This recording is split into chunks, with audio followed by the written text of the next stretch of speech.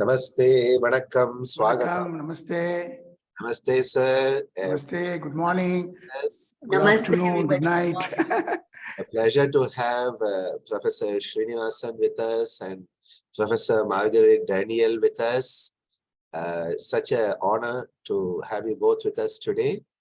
We will begin with a short introductory prayer. Join us for the prayer.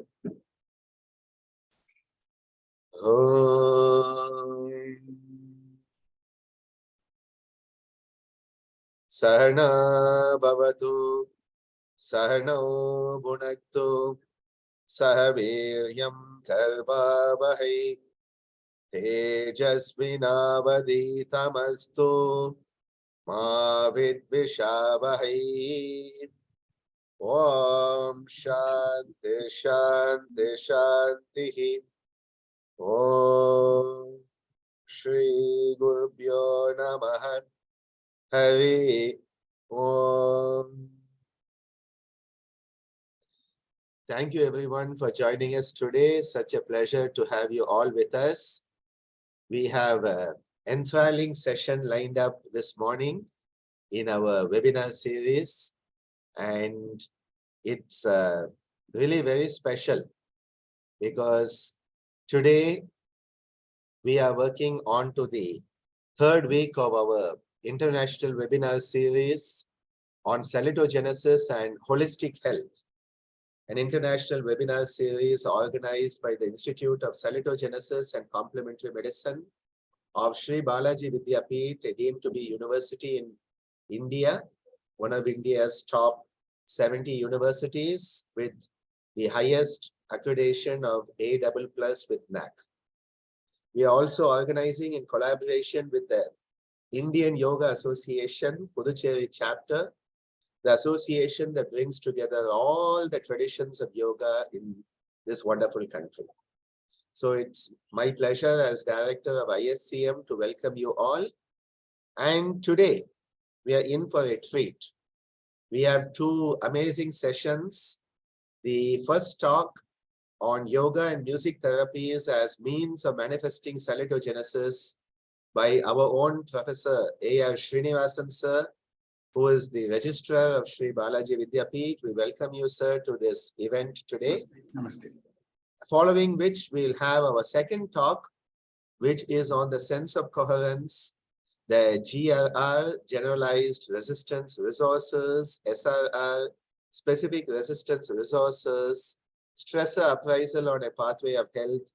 And we are so pleased to have all the way from Norway, our beloved Professor Marguerite Daniel, who is, in addition to being in the Department of Health Promotion and Development, University of Bergen, she is a member of the Global Working Group on Salutogenesis.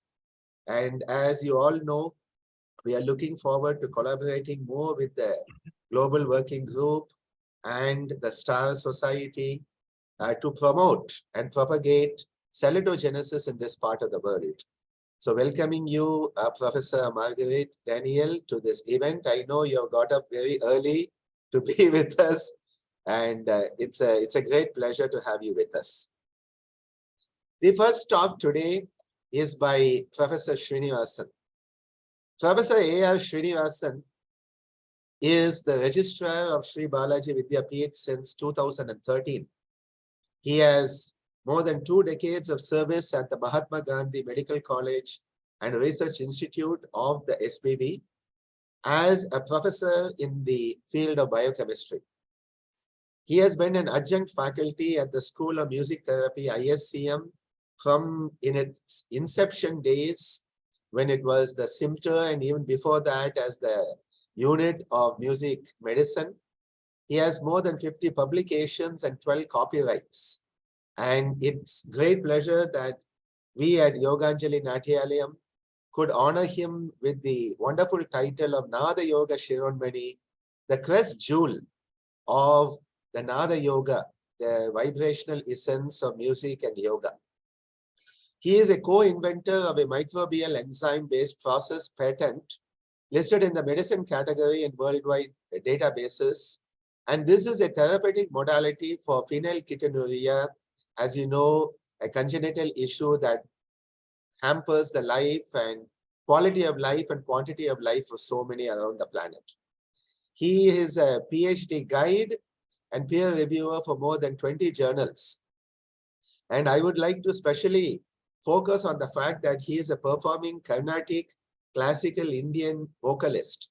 He sings South Indian classical music. We have performed together for about 2 decades now.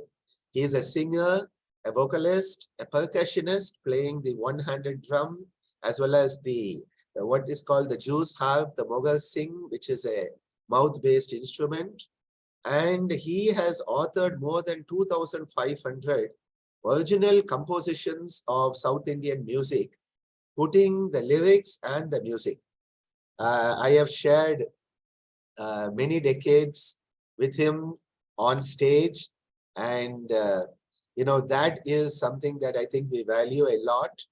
And he is the right person, because not only is he the registrar, he is also the person behind a lot of this happening. In 2010, it was in 2009, he visited me and said, we want to start yoga therapy at our university. And from those days, we have made sure that the yoga therapy, music therapy have promoted salutogenesis at our deemed to be university. So with these words of welcome, I would like to introduce and welcome our dear Professor AR Srinivasan, sir. Over to you, sir, now. Thank you so much, Professor Ananda. It is indeed, what should I say, remarkable reels of pleasure, I should say, to meet all of you on this wonderful day, or probably evening and night, irrespective of where you are, all these discerning viewers. And I think this is really in the fitness of things that after the great launch by none other than Avishai Antonovsky, a series of events has been very delectably planned by my friend, one and only Professor Ananda Balayogi Bhavanani. I think this is a remarkable one. I think no credit actually will be too much if we lavish it. I think I request all of you to applaud him to begin with for the stellar contributions that he has been doing in a very quiet and a ceaseless manner. I think this is something good.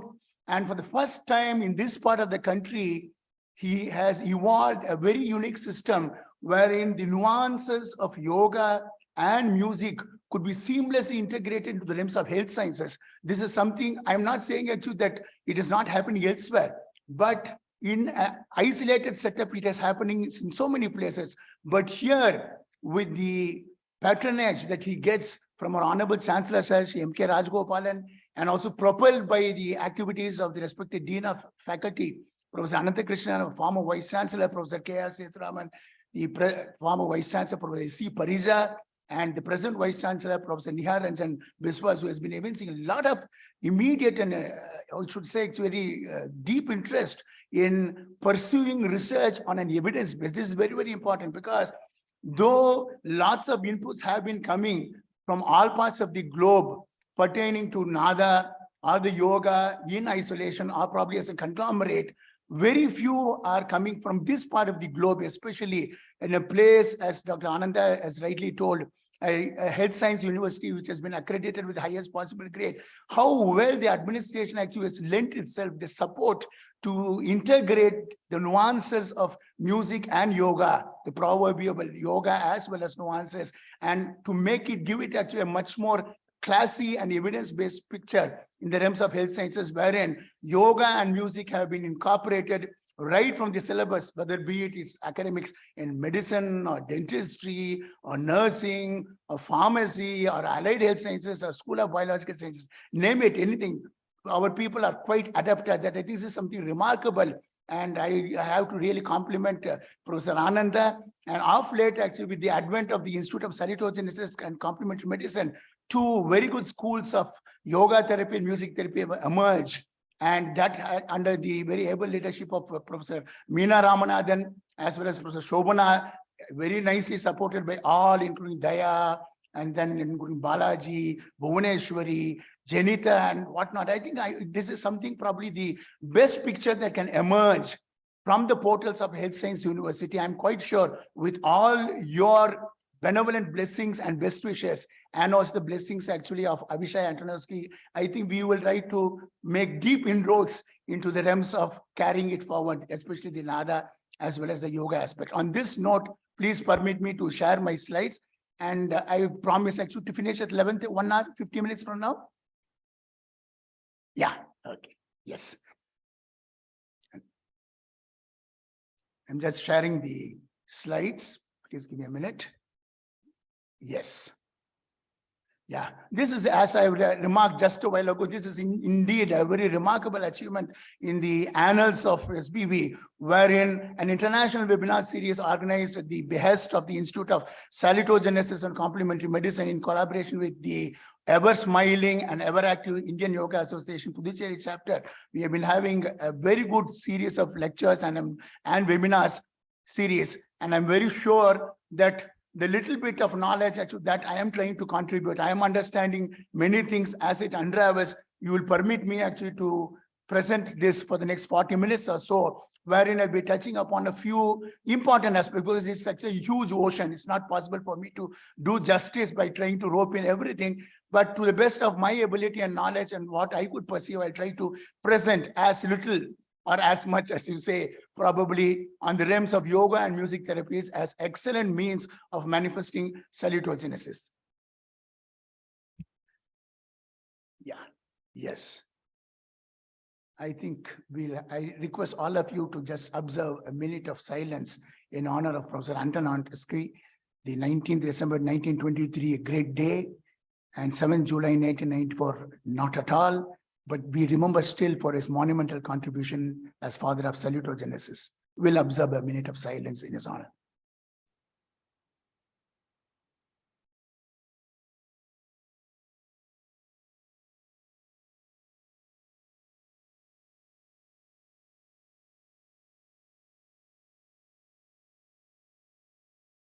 Thank you for that. Yeah, if you can just scrutinize the seminal contributions, in fact, the word salutogenesis, everybody knows, actually it is almost synonymous with Professor Aaron, and see the way in which he has taken this journey forward, starting actually from such very impressive publications, the unraveling the mystery of health, what exactly is stress and how to cope, and how you link it seamlessly actually with the concept of health, sense of coherence as a very valuable determinant of health. We look forward to Dr. Marguerite's lecture very soon. Then the conceptual and methodological problems in the realms of resistance, resources, and stressful life events. And then the seminal contribution leading to the formation of the structural sources of salutogenic strength by using the salutogenic model. And not to forget the complexity, conflict, chaos, coherence, cohesion, and civility, which go hand in glove, especially when you want to implicate the role of social science, psychology, as well as sociology in the realms of health and wellness. I think this is remarkable. And if time permits, I request all of you to go through this and try to assimilate how much ever we can do. It's really a vast ocean. Probably we'll try to take a little faint glimmer of that mighty effulgence, as they call it.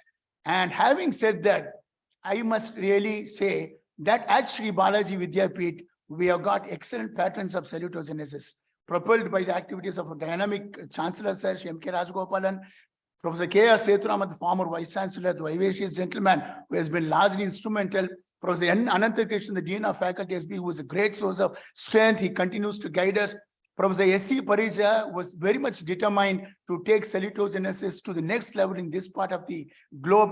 And Professor Nihar Ranjan Biswas, our Honorable VC, was just taken over the reins of Vice Chancellorship. He has already left no stone unturned in trying to propel the activities of salutogenesis, both the dynamic model as well as the static model, with reference to the application of the established principles in academics and how dynamic it could be extended in terms of research and patient care, especially because Sri Balaji Vidyapeeth, like any other discerning health science university, likes to give equal importance to academics, research, and patient care, where research is occupying the pivotal position, which is flanked on either side by academics and patient care.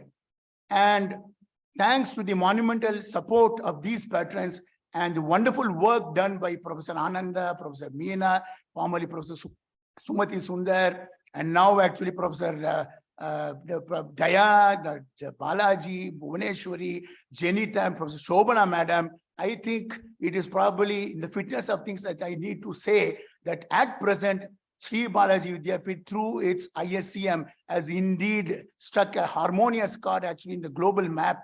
And we have earned the adulation as well as the approbation of Indian Yoga Association, the IAYT, the World Federation of Music Therapy, Society for Theory and Research, and Salutogenesis stars, with the recent accolade and recognition that we have got, and especially Global Working Group on Salutogenesis. Professor Margaret is an eminent member, and we eagerly look forward to her lecture as well.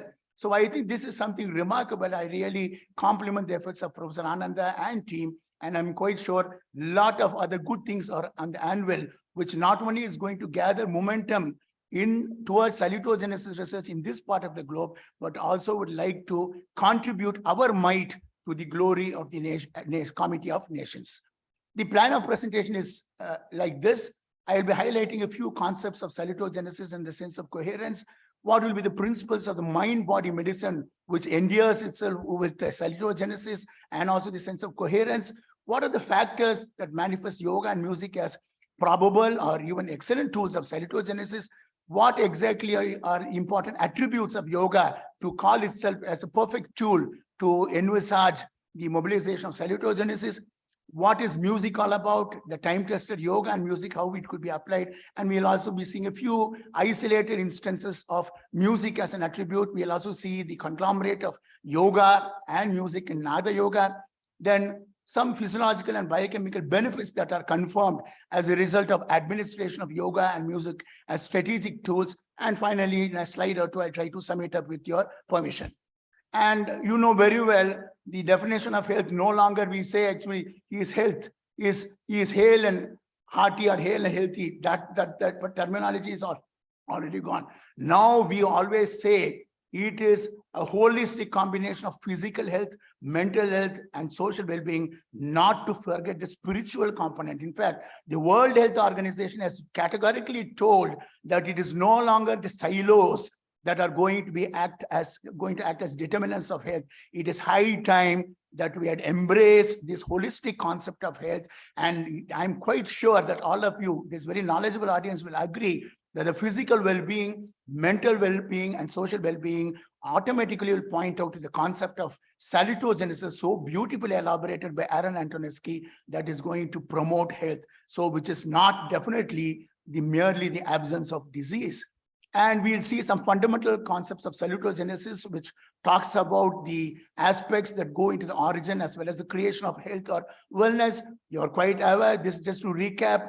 Pathogenesis, the glorious study, talking about the origin of disease. Salutogenesis, on the contrary, talks about the various factors that promote health, how to reach potential, and what is the proactive approach that you have to take. And most importantly, Dr. Margaret and will agree, and you will also agree after our presentation, we must have a meaningfulness of our life. That is absolutely important, isn't it? If wellness cannot be just achieved, you need to understand, you need to adapt, you will have to really adapt yourself to the situation in a very elaborate manner, in a spontaneous manner. And all of these things will acquire immediate relevance if only you have discovered the concept of meaningfulness of life. If you know probably these attributes of salutogenesis and then fortified by yoga therapy, music or music therapy, then I'm quite sure we'll be able to distinctly see the difference that we can perceive with respect to salutogenesis as against pathogenesis. As you are all aware, salutogenesis is the source of well-being, derived from Greek and Latin. Salus, in Latin, it means health, whereas the genesis automatically talks about the origin in Greek language. And Salus, incidentally, is also the Roman goddess of well-being and safety. So such a beautiful way this word has been coined, and now it has become actually one of the most visited words actually in the English dictionary. I'm quite sure all of you would really agree and give an emphatic yes to this. And this is very, very important. Yes, the continuum model of health. See, a thin line of difference or demarcation segregates pathogenesis or from salutogenesis. Whereas we talk about health and holistic health, that on this side of the spectrum, salutogenesis, we talk about diseases, how to overcome them. There are diseases actually which are inborn. For example, as a biochemist, I will tell you there are several inborn errors of metabolism. All the doctors in the audience will understand.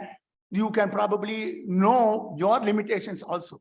So addressing the diseases, yes, it has got its limits as well as limitations. Whereas salutogenesis knows no limits, because anything that is going to enhance the meaningfulness of life automatically is going to allow us to go and embark on the journey, which is a continuous journey, the continuum model of health, wherein from the sickness which is associated with the randomness or disorder, entropy, you move towards a nice laminar complex that prevails, which ultimately gives you wellness. This is the health concept, which is obviously a continuum model of health. It is not isolated, so it needs to be practiced and it has to be perfected. How, see, nobody can say that I am devoid of stress. Nobody can say that. Is actually, you must know the clear distinction between eustress and distress. This is actually a very favorite topic for Professor Madan Mohan, the former respected director of Center for Yoga Therapy. He always says we don't shy away from the stress, but having accepted or having experienced that we are under the influence of stress or tension, we must know how to overcome them. This is very important. Comprehensibility should also be able to find, you should evolve strategies and ways and means by which you overcome them. These things will come to you very easily if the purpose of life or the meaningfulness of life is understood. This is the continuum model of health. That is what exactly, if you talk about the comprehensibility, your capacity to understand how you perceive the stimulus or the stimuli as ordered, consistent, which has got some sort of order in that, inherent order. And most importantly, all of us in this busy world should also know the extent to which I can perceive my available resources. And I must understand that it is adequate. Even if it is less than adequate, I must be able to maneuver to meet the demands. And all these things are possible if I have meaningfulness, because I want to make my life as life which is holistic, which is going to give you sense.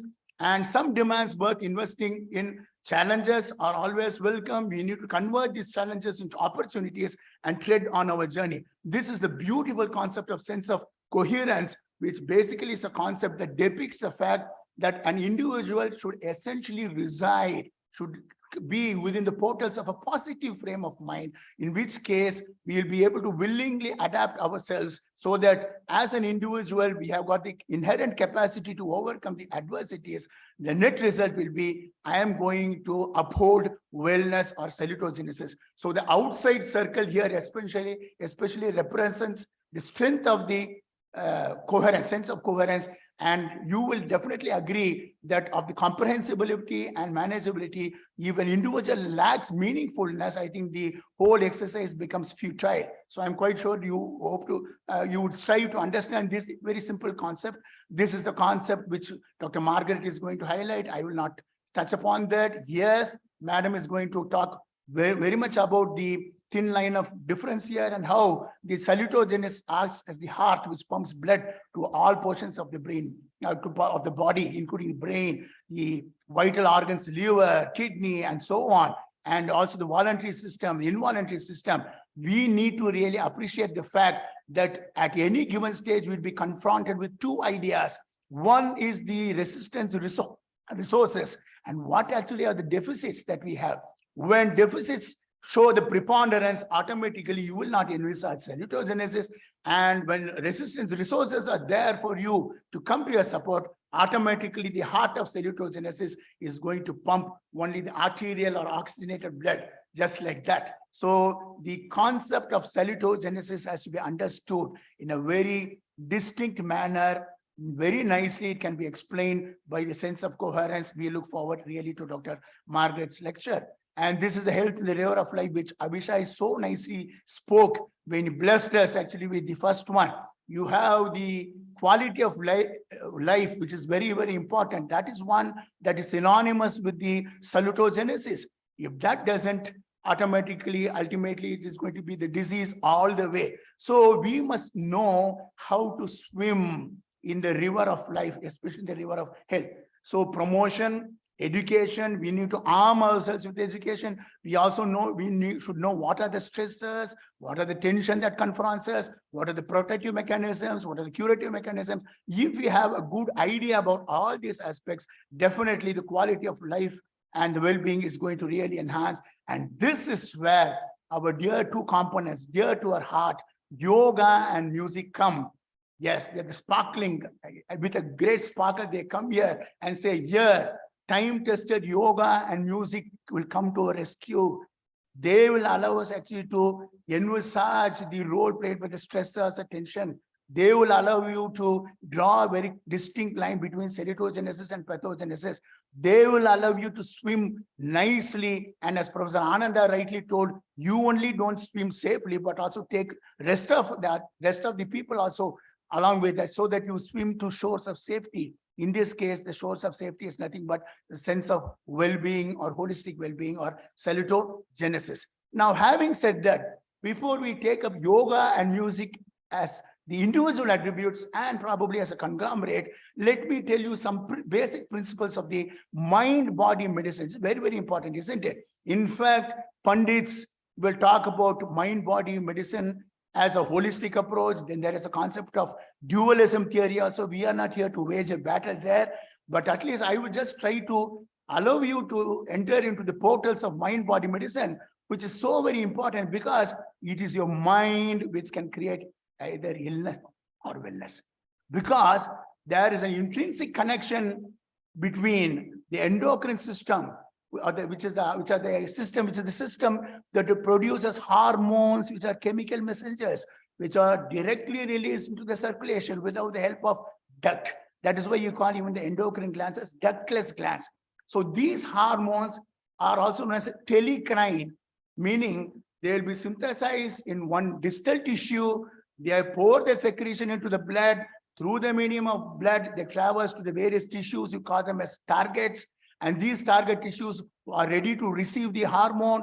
And this reception actually is mediated through biochemical substances known as receptors. And once the particular hormone binds to the receptor in the target tissue, the receptor hormone binding in turn is the one that is responsible for conferring physiological, biochemical, or even pathological problems. So you must really understand the endocrine subject or the hormones play a huge role in eliciting this connection between mind and body. Immune system, do not forget the fact, if you take your blood at any given stage, you will have two broad types or classes of proteins, the albumin and the globulins. The globulin proteins will further be divided into alpha 1, alpha 2, beta, and gamma. The gamma globulins is the one fraction which we call by the trivial name antibody, which are immunoglobulins, which confer us immunity, capacity to confer immunity, our ability to resist the microbial infection. So it is the unified approach. That is the reason why Professor Ananda Balayogi, my dear friend, always says, sir, let us not talk about yoga or music as isolated individual. I will always say neuroendocrine or the immunomodulatory approach. These are all terminologies that are very close to my friend, Dr. Ananda. I'm quite sure you will agree. So the interconnectedness of the nervous, endocrine, and immune system will ultimately signal or herald the arrival of a unified holistic healing process, which is nothing but the central dogma of salutogenesis. Positive thoughts and emotions can benefit mental health. So nurturing the psyche is considered critical to optimal health. This is probably the zing thing, if we can call it, in mind-body connection. And lo and behold, the various attributes that I have underlined here, which form the crux or the tenets of mind-body connection, are going to lend themselves in a holistic manner when we apply the principles of yoga or yoga therapy or music therapy as tools to redeem our prestige by promoting wellness or salutogenesis. Mention must be made of the mind-body medicine, the role played by the parasympathetic nervous system and sympathetic nervous system. A lot of research has come from our own site, the former Center for Yoga Therapy Education Research, which has now seamlessly transformed itself into a school of yoga therapy. Professor Ananda, Professor Madan Mohan, Professor Meena, all of them have given cardinal contributions in the role played by the parasympathetic nervous system and the sympathetic nervous system, the preponderance of the vagal tone, the heart rate variability, what exactly will happen if the heart rate variability shrinks, what will happen if the heart rate variability is broadens or widens itself, role played by the parasympathetic nervous system, the role played by the sympathoadrenal system, the flight-fright mechanisms, everything has been so nicely churned. It has churned out into form of evidence-based publications from the portals of Sri Balaji Vidyapeeth. And I'm very proud to state that. And of late, the music therapy school also has been doing that. Dr. Shobana has done a lot of good research as a physiologist, come music therapist. She has been able to contribute in this direction. The mind-body connect, which is attributed to the autonomic nervous system, really takes the cake. I think it is probably the icing on the cake, we can say. Having said that, we'll have to recollect actually very fondly the role played by Hippocrates. I need not have to tell who Hippocrates is. He talks about two important aspects, whether the body is affecting the mind or the mind affecting the body. When you talk about the mind-body connection, I will say instead of affecting, we can probably use the word effecting. So there is a very good effective behavior between the physiological concept or the physiological chemical concept, which is nothing but biochemistry. Biochemistry is nothing but application of chemical principles to physiology. Physiology is nothing but all about the regulatory aspects, which works based on the anatomy, which is nothing but the structural aspect. So you have the structural, the regulatory of the aspect which will be tied to the functional aspect, namely biochemistry. And this ultimately, if it has to reap benefits, then there must be a good connect between physiopsychology and psychophysiology. And Hippocrates says the natural healing force which is residing within each one of us, perhaps the greatest force in getting well. So beautiful. Hippocrates actually has envisaged this concept much before the advent of salutogenesis by our venerable Professor Aaron Antonovsky. So see how great people think differently, we say, but great people think differently on the same concept and probably to reinforce the concept. So here differently means not antagonistic. We should not take in that perspective. So mind-body medicine, basically in the modern thing, owes its origin to Herbert Benson, especially when he enveloped the concept of meditation, then he combined it with the mind-body medicine, which is essentially based on the principle of the tenet that all of us have the potential for self-healing, and we can really be trained. Either we can train others having accomplished that, or we subject ourselves to training within the acceptable framework of salutogenesis. Here, the work of Herbert Benson is in close proximity with the work of Professor Aaron Antonovsky. Now it is taken over by his illustrious son, Avishai. So I think this, all of us, I really make a clarion call that let us not ignore the concept of mind-body when we talk about salutogenesis. And later I will also say, probably towards the end of the lecture or towards the end of the webinar, how the concept of mind-body medicine, which has been amalgamated with salutogenesis, could be extended nicely by embracing the concepts of Nada Yoga. So that is what I want to tell. So basically, these are the factors that manifest yoga and music as excellent tools. You need to preserve and conserve these attributes, because I told you, even the WHO, the World Health Organization, believes it's a conglomerate of your physical, mental, social, spiritual health, which ultimately is going to combine itself with the concept of self-realization. Professor Ananda has also told, and Meenakshi Devi Bhavanani, the most revered Ammaji, Aham Brahmasmi. Even the great propounder of Ashtanga Yoga and the Lion of Puducherry, Swami Geetananda Giri, also says, if a person is capable of realizing oneself, himself or herself, I think that is probably the crown of salutogenesis or wellness. So this is once again an excellent example to say how the Orient merges, actually the East and West meet. The confluence of Eastern and Western concepts all aim towards promoting holistic wellness, wherein the individual needs to build all the dimensions of body and soul. That's very important. Now, if somebody does yoga, somebody actually teaches you pranayama techniques, or even somebody tells the relatively easy Kriya techniques, or somebody teaches you basic lessons in music, or somebody teaches you advanced lessons, ultimately you know that it is actually going to talk about the bliss. That is the bliss, ultimate bliss, actually Anandmaya, isn't it? When we are talking about the Panchakosha, which I just take up, that Meena told so nicely, she always tells about the Panchakosha concept, how well you can have the perfect unison of the body and soul, which is going to ultimately culminate in positive lifestyle, clean habits, a good working environment you will reside in. You will create a working environment for others to do, so that we can swim together safely in the river of health. Tranquil mind is very, very important. You can achieve wonders in life if your mind is serene, if it's calm, if it's peaceful. Over the years, people have really learned how to experience this. When you sing, or when you play an instrument, or when you sing for self or others. Here, Professor Ananda, can we do a simple konakol spontaneously? I just want to know, Yes, sir. what is musicking all about? Yes, sir. Yes, sir. Yeah, you start, I will just actually join. A very simple konakol. I will tell you what is konakol, or I'll ask Professor Ananda also to tell what is konakol, and then we can start. It's a impromptu exercise. We are now going to do musicking. It is where we use the rhythmic syllables. I don't know the Zoom lag, how it will sound, but let's try it out. Right, let's try, no problem.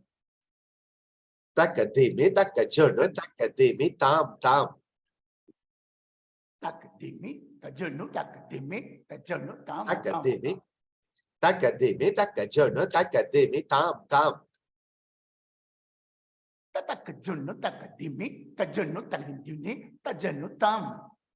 Takatakita, takatakita, tam, tam. Tatakajunu, tam, tam. Tatakajunu, tam, tam. Tatakajunu, tam. Tatakajunu, tam. Takatakita, tam. Takatakita, tam. Tatikadinganagada. Tatakajunu, tam. Tatakajunu, takajunu, tam. Tatakajunu, takajunu, takajunu, takajunu, takajunu, tam. Tankadagding, kadagding, tankadagding, kadagding, tankadagding, tam. Tankadagding, tam. Tankadagding, tam. Tatakadina, tam. Tatakadina, tam. Tatakadina, tam, tam, tam. Tankadagding, tankadagding, tankadagding, tam. Takadagina, takadagina, takadagina, takadum, dum, dum. Tatit tankadagdagda, takadin tankadagdagda. Dit, tangidagina, takadam, tam, tam. Dik tankadagdagda, dim, dim, dim. Tangidagina, tam, tam. Tank tarigadatak, tank tarigadatak. Dit, tangidagina, takadit, tam. Dik tankadagdagda, dim, tat, tam. Tagidam, Tagadam. tagiday, Dim, tagigadam, tagadum. tagiday, Tagadim, tagigadam, tagadum, tagidadim, tagadum, tagigadam, tagadam, tagigadam, tagadam, tagigadam, tagadam, tagigadam. tagadim, Tagadim, tagadim, tagadim, tagadim, tagadim, tagadim,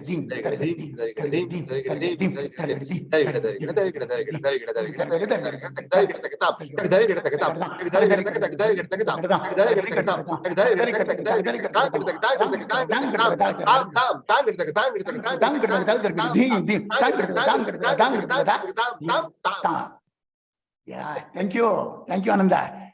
See, this is purely an impromptu attempt by Professor Ananda and myself, because we have learned to experience as musicians how to listen or to play or sing for self.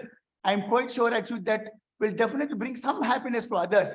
I think this forms the crux of this technology now, which is evolving worldwide in music therapy, the so-called concept of musicking to promote sense of wellness. Thank you, Professor Ananda, once again. And now we'll quickly go through the yoga as an attribute of salutogenesis. Great pundits are there here, so I should not talk like an upstart. But since the webinar topic has been given, I'm trying to make a simple attempt to try to incorporate these attributes of yoga. You know very well, yoga is derived from the Sanskrit root word, yuj, which essentially means to join. Just now we saw the mind-body connect. Probably I think that's a perfect example to say how yoga is able to even connect mind with your body. Yes, and several definitions are there, but all of you would agree the elegant, beautiful definition promoted by IAYT, and we are very happy actually that SBV and ISCM and Professor Ananda and Professor Meena have been given this very good recognition from the International Association of Yoga Therapists, which clearly defines yoga therapy as a process of empowering individuals to progress towards improved health and well-being through the application of philosophy and practice. Beautiful word I like. They never, IAYT never use, which is actually great pundits there. They never use through the application of theory and practice. No, through the application of the philosophy, and because this is time tested, it has been there. Shiva is known as the Adi Yoga. The role played actually by Tirumula, the role played actually by even Agastya, the role played actually by the great philosophers, the played actually by the deviser actually of the Yoga Sutra. So all of these will come to your mind, especially when you recollect the definition, beautiful definition of yoga therapy. Historical perspectives, yes, the Lord Shiva is regarded actually as the Adi Yogi, and in fact, there is actually one nice composition of Tyagaraja. I will just sing just one line here. Shiva, Shiva, Shiva Yanarada. Shiva, Shiva, Shiva Yanarada.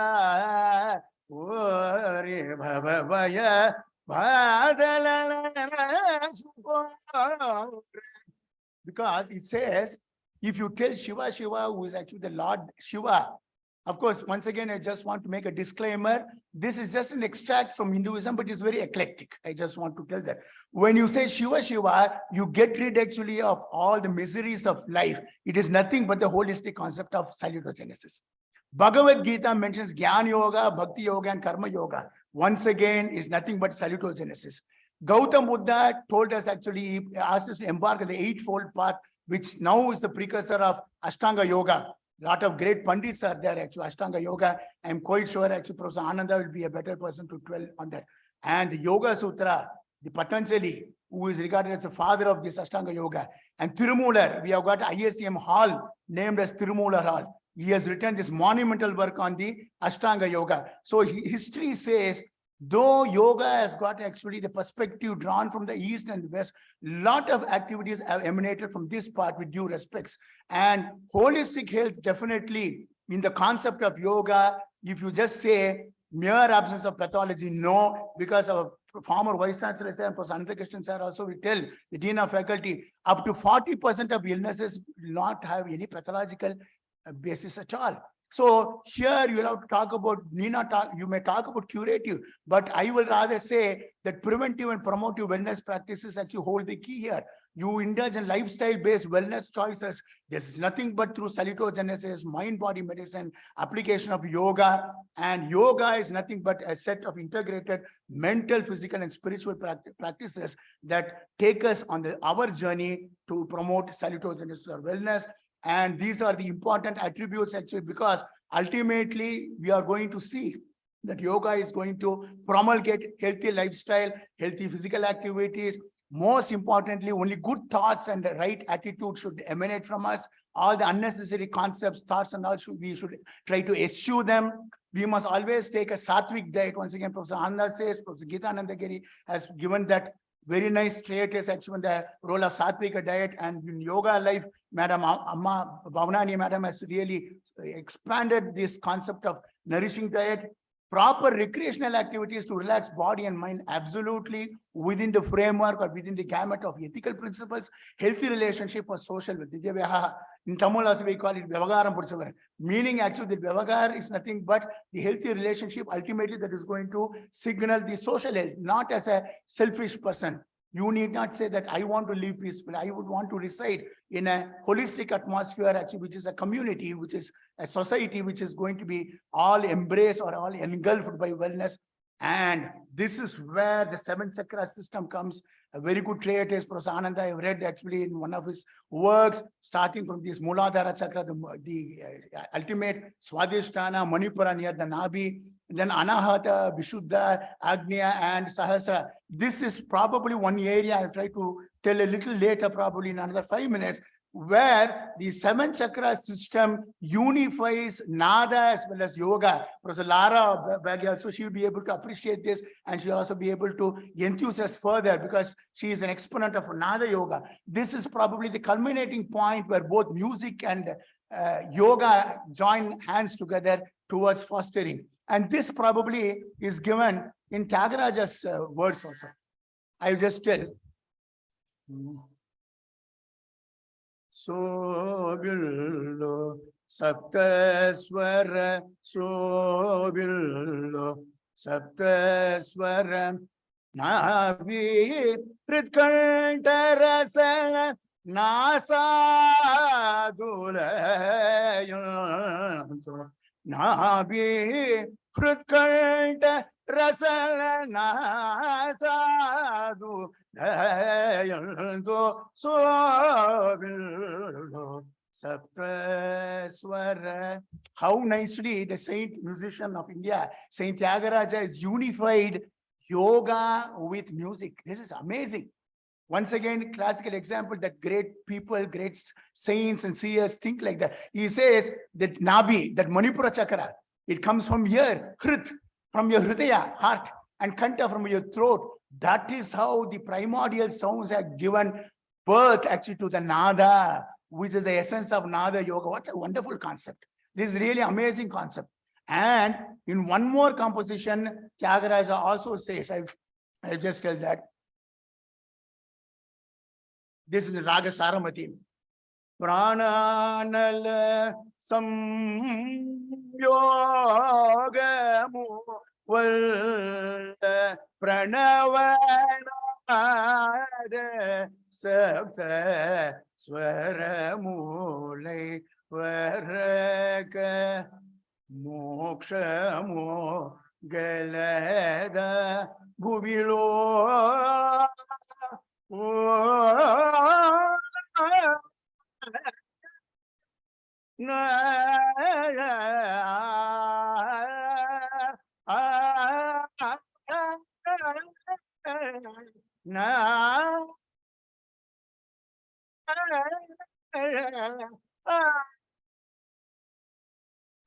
He says, see how well Tyagaraja has taken the concept of Nada, Yoga, and in those days he perceived salutogenesis, 7 swaras, 7 chakras, unifying force, Nada and Yoga. He says, that is bliss.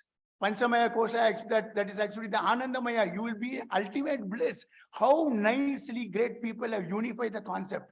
And Aaron Antonescu, I like very much ISCM. It's actually a request I'm making to ISCM, to Professor Ananda and his able team, that it is high time that since ISCM has got the support of STARS, the global working group and all, we need to evolve ourselves some more strategies by which we can incorporate the essentially concepts ingrained in the past and try to bring it actually in the perception of salutogenesis. I'm quite sure Professor Ananda would appreciate. We'll try to move on those aspects. Yes, this is the Anandamaya course, ultimate bliss.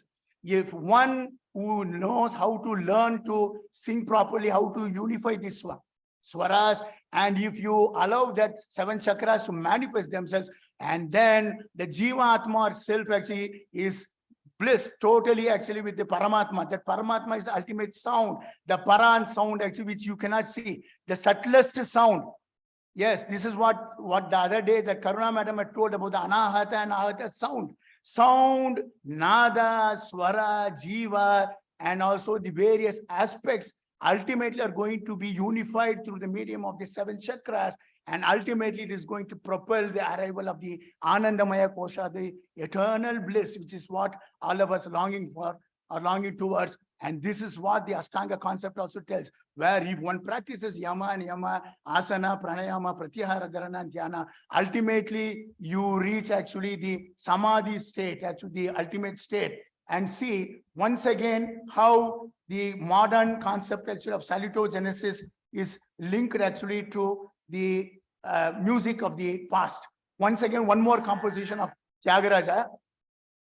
Snanadi japa tapa yoga jnana samadhi guna. Snanadi japa tapa yoga yoga jnana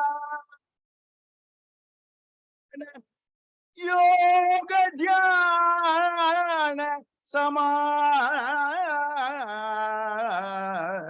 nil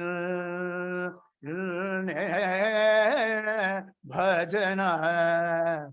One who has understood these essential aspects of dhyana and also samadhi, there is none to teach him. He becomes the universal teacher.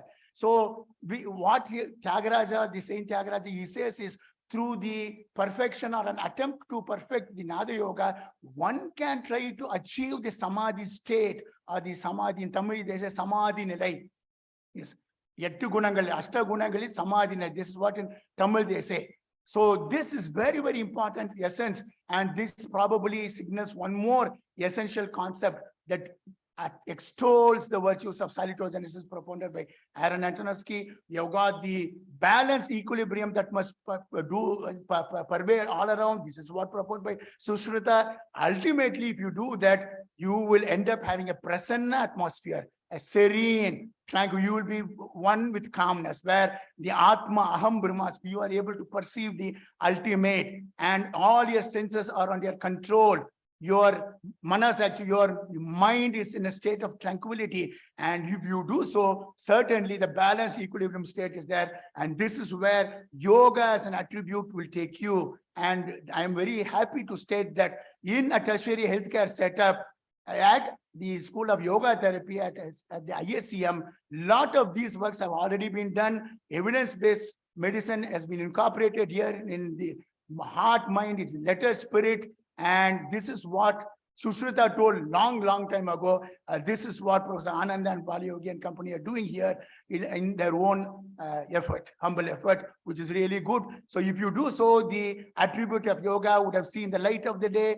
The spiritual aspect, talking about compassionate and understanding mindfulness, obviously it is going to be a harmonious blend of the physiological, psychosocial, and enhanced functioning. In this way, yoga through the mind-body medicine and the modern concept of salutogenesis lends itself actually to the beautiful concept elaborated long time back also by our saints and seers. So physiological benefits of yoga therapy, you know very well, Indian have to tell. Most importantly, it maintains a balanced metabolism. I just want to tell, our living system is just like a chemical factory. So many new substances are manufactured, so many of them are destroyed, so many toxic compounds are produced, so many toxic compounds are ingested, and we need to excrete them, we need to modify them. Things which are not soluble in water, you have to make them soluble, then excrete it through the kidneys in the form of urine. You need to maintain optimal body weight, respiration, everything and all. This is where the physiological benefits of yoga therapy can do. And most importantly here, I will just say, lot of good studies have done from here, from our own portals. Professor Ananda leading the team, Professor Madan Mohan, and latest actually of my students also, Professor Dr. Mangala Gauri and Bhuvana embarked on some of the biochemical benefits actually of yoga therapy and music therapy together. That is very, very important. In fact, that is very good in a holistic way. And most important aspect is we all know that glucose is the sugar of life. So at any given stage, we need to have a normal glucose. The glucose is almost like amrita. If it is more amrita, the nectar is going to turn into poison. When the blood glucose increases, the condition is known as diabetes mellitus. Is not compatible actually with the physiological state. And yoga gives this beautiful explanation to keep the glucose homeostasis or the normal environment, thanks actually to its maneuvering. The yoga, in the form of asana, kriyas, in the form of even meditation, in the form of prayer, in the form of chant, or whatever it is. That is the integrated yoga approach for you. Will make sure that the blood glucose homeostasis is maintained at all stages without sacrificing, without compromising anything. And in the living system, in the blood, we have got two types of cholesterol. Cholesterol is absolutely important for life, but it has to be kept under check. When this cholesterol becomes nasty in the form of LDL cholesterol, it becomes bad cholesterol. When the cholesterol is in the form of HDL cholesterol, he or she becomes good cholesterol. So yoga increases the good cholesterol and brings down the bad cholesterol. Yoga decreases the stress hormones, especially cortisol and epinephrine. Most importantly, it enhances actually the levels of serotonin and dopamine, which are important biochemical substances known as biogenic amines or neurotransmitters, which are absolutely essential for the functioning of a normal nervous system. This is what gets disturbed in conditions including depression, the psychosis, as well as actually in Parkinson's disease, which we are not going to talk about disease at all today because today's webinar session is only on wellness. So benefits of yoga and meditation for you. Now, the last 5 or 6 minutes, I will take you through the music as an attribute of salutogenesis, historical perspectives. You won't believe that music was physically considered. When compared to yoga, we have to accept in all fairness, with due respects, that music therapy actually has come a little late, but it is definitely not behind. So I think Janita, Bhuvaneshwari, Dr. Shobhan and all should propel their efforts under the dynamic leadership of Professor Ananda and also convert music therapy actually into a holistic concept along with yoga therapy, in which case you will contribute much to the concept of Nada Yoga. Dissertations under the Benjamin Rush, who is a very, very eminent person. These were the earliest documented dissertations by Attlee and Matthews. It's documented, and you won't believe the first concept, first evidence where music was tried as a tool of therapy, not as a tool of entertainment. Note it, please. Blackwell's Island Asylum in New York was the first one which took courage in starting actually music or trying music as a tool of therapy. And these myriad possibilities are such beautiful work these ladies and gentlemen have done. Dinora, Root, and Hayes and Minicello. Music is often an unrecognized resource of social agency and a medium of social order and practice. This is what Professor Ananthakrishnan told me yesterday also. He was explaining the various facets. Why music therapy, especially in India, has not come of age, despite the fact that India is the land of music, Nada Chikitsa, and all, which dates back to Ayurveda. This is the reason is, Professor A.K. sir also feels, most of us, we are not recognizing it as a resource of social agency. First, we need to do that. That's what Professor A.K., our respected Dean of Faculty, who has been largely instrumental in ISCM. He also believes in that, and I'm quite sure with his guidance, ISCM will be able to contribute a little more in music therapy as well, and plenty as a unison with yoga. Musical activities can be perceived as a kind of immunogen behavior, a health performing practice. Most importantly, need not consider music as some sort of entertainment, but you may acquire musical skills, not necessary, even if you don't acquire musical skills, at least lend your pair of ears actually to music. It doesn't mean that always that music has to be administered to them.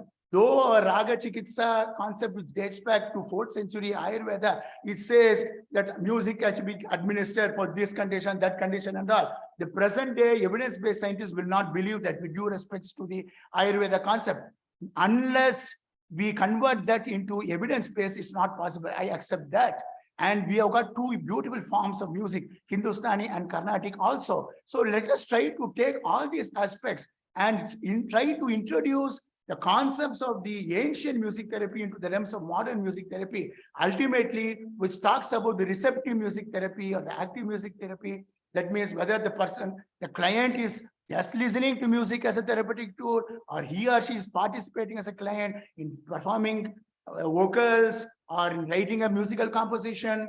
Okay. In general, of course, music therapists will definitely conduct the therapeutic sessions on a person's particular needs. But Bhuvana, Janita will know that there are several instances wherein the researcher or therapist-specified music also could be taken into consideration. But the bottom line reads, modern music therapy needs more, especially from India, for the simple reason we need to convert the ancient text that is available in Sarangadeva, the works of Matanga Muni, Narada Muni, and Bharata and Ayurveda, and convert that actually into modern music therapy by trying to generate several things. This is what Karuna Madam was telling, wherein unlike the Western music, we do not have harmony, but we have got actually subtle intonations and subtle variations which will promote Carnatic and Hindustani music. I'll just give 1 or 2 examples because it's drawing to a close. See, for example, in Carnatic, we have the concept of Gamaka, wherein subtle intonations of the note is there. For example, if it is a major scale C in Western music, they will sing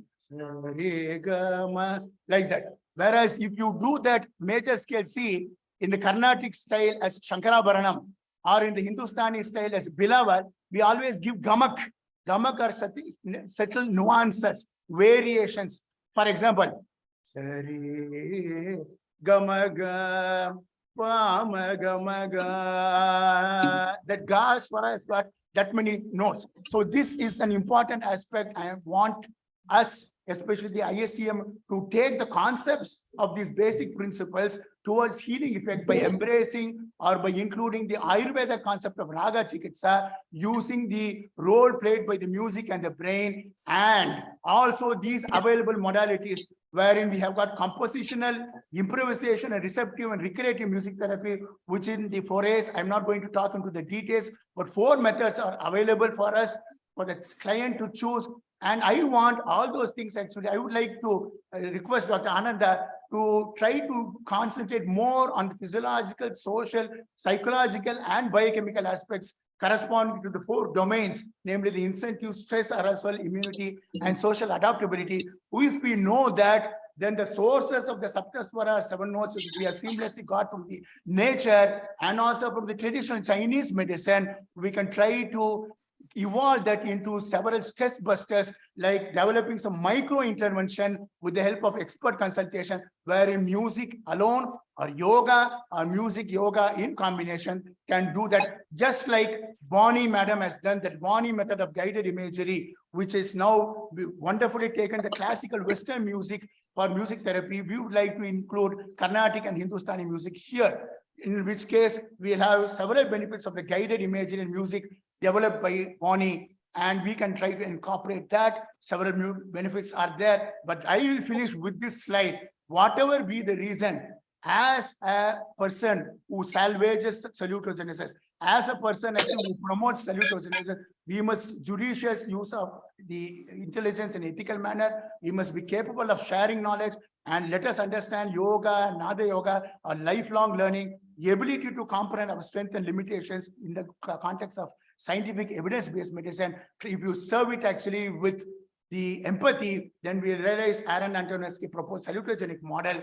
People are situated around health, ease, and disease. This is a continuum. And finally, as from ISCM, there is a plea to the world community that evidence-based medicine has provided greater insights into the prowess of yoga and music as agents of wellness. And on this note, I once again thank the ISCM director and the team, and also the director of School of Music Therapy, for having afforded me this excellent opportunity to talk about yoga and music. Though ancient, they're modern in terms of offering immense potential as tools of manifesting salutogenesis. On this note, excuse me, I have crossed the barrier by 5 minutes, I think. Thank you. Thank you so much, Professor AR Srinivasan, sir, for that magnificent presentation. A presentation that has given us an amazing perspective of how yoga and music therapy can contribute to the field of salutogenesis. I think we all must give him a big round of applause for this excellent presentation that brought out the nuances. Thank you so much. It was my pleasure and honor. Thank you. Yes, sir. And we would now like to go over to the second session, following which we will come back to questions. And I would like to acknowledge the presence of Professor Ananthakrishnan, sir. I saw him someplace here, who is our Dean of Faculty. We welcome you, sir, to the webinar series today, and appreciate your comments that you have been making in the chat box. AK sir is definitely the man behind the show and enables us to do what we do to the best of our ability, being the cement that holds everything together, as he described himself yesterday. I'm going to now go over to the next speaker, and we are honored to be welcoming Professor Marguerite Daniel, who is joining us all the way from Norway, where she is a professor in the Department of Health Promotion and Development, University of Bergen. She is a member of the Global Working Group of Salutogenesis. For those who don't know about this, for the following the passing away of Aaron Antonescu, it was evolved that there should be a global working group to take the concept forward rather than being individual centric. And so a whole team has come together and they are all providing amazing guidance. And the result of all that work is the Handbook of Salutogenesis, which in one of the speeches, someone described as the Bible of Salutogenesis. In a very beautiful way, they said the Bible or the Quran or the Bhagavad Gita. That is the type of depth that handbook has, and all of them have come together to contribute. So it is a great honor to have her with us. She is director of that department's international program, a master's program on global development theory and practice. And her approach is one of a strengths-based. It includes resilience, salutogenesis, and positive deviance. She mainly researches in sub-Saharan Africa with current projects in South Africa, Botswana, and Ghana, and has done amazing work, I believe, in also the HIV population and so many of the issues that are there. So we would like to welcome our dear Professor Marguerite Daniel, and I am adding you to the spotlight to welcome you personally. And I've also made you a co-host so that you can share your presentation. Welcome from all of us. Thank you so much, Professor Ananda. And thank you for inviting me to participate in this series. It's extremely exciting to hear about the work that you're doing. And I'll just share my screen while I'm talking. Whoops, right at the end instead of the beginning.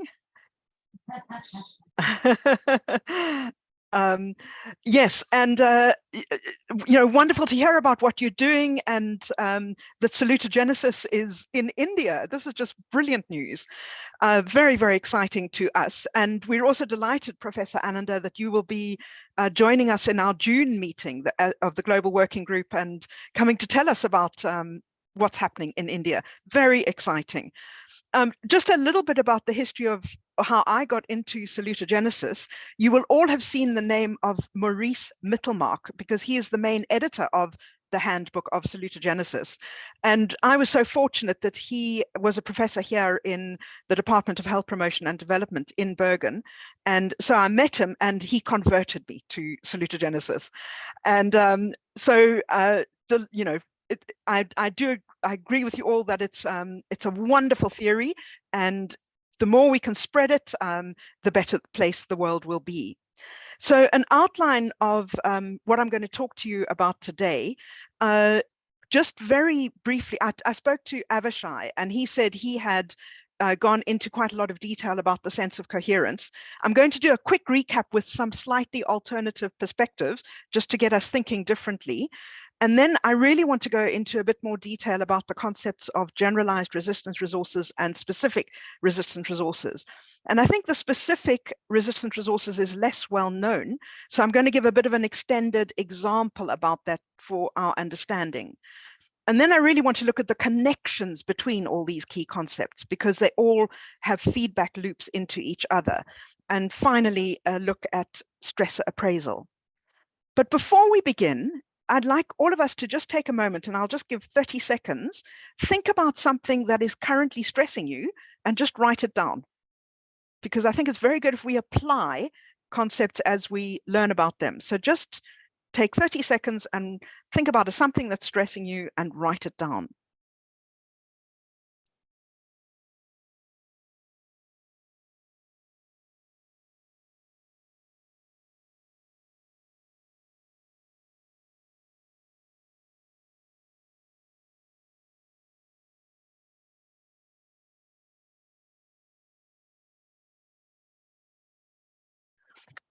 Okay, so to recap sense of coherence, and Professor Srinivasan also recapped it, so it's really good that we, getting this repeated.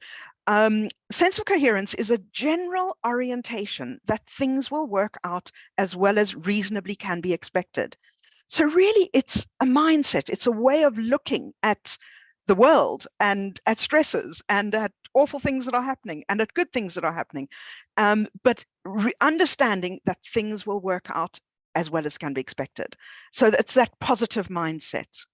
And the 3 dimensions, a person with a strong sense of coherence has a solid capacity to judge reality. Now, probably the one that Avishai told you was the idea that it's a belief that challenges can be understood, because we often think of this as comprehensibility. But actually, if you go back to the original writings of Antonovsky, particularly the 1979 Health, Stress and Coping and the 1987 whatever it was, Unraveling the Mystery of Health, go back and read those, and you can get them for free. You can download them from the STARS website. So I really encourage everybody to read the original. It really opens your mind to the way he thought it and the way he came upon these ideas. So one of the things that he described comprehensibility as was this solid capacity to judge reality. And I think quite often we have expectations that do not match reality.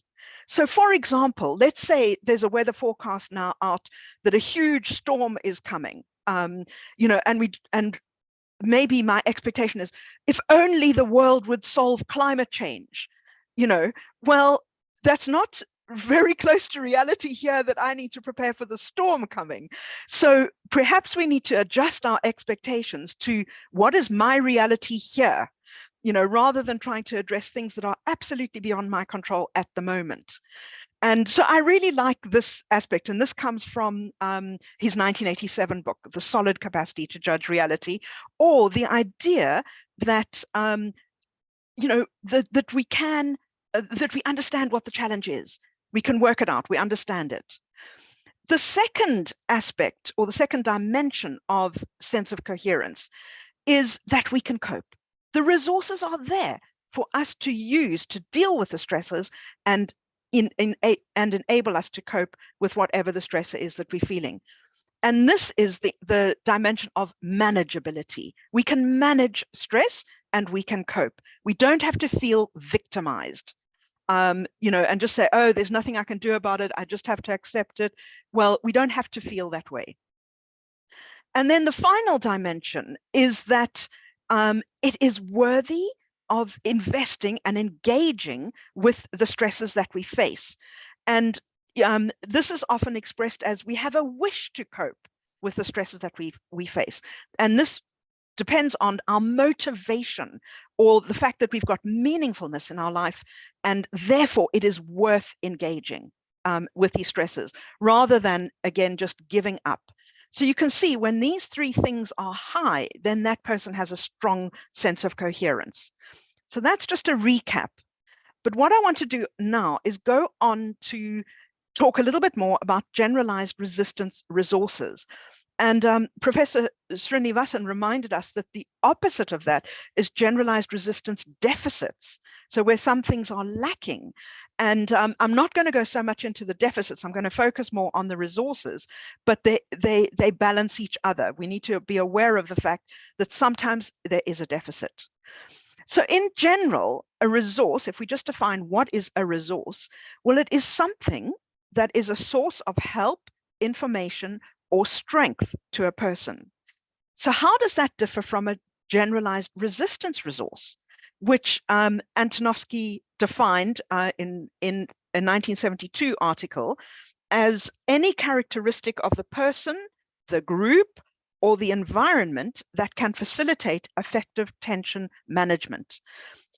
So that's a little bit complex. What does this actually mean?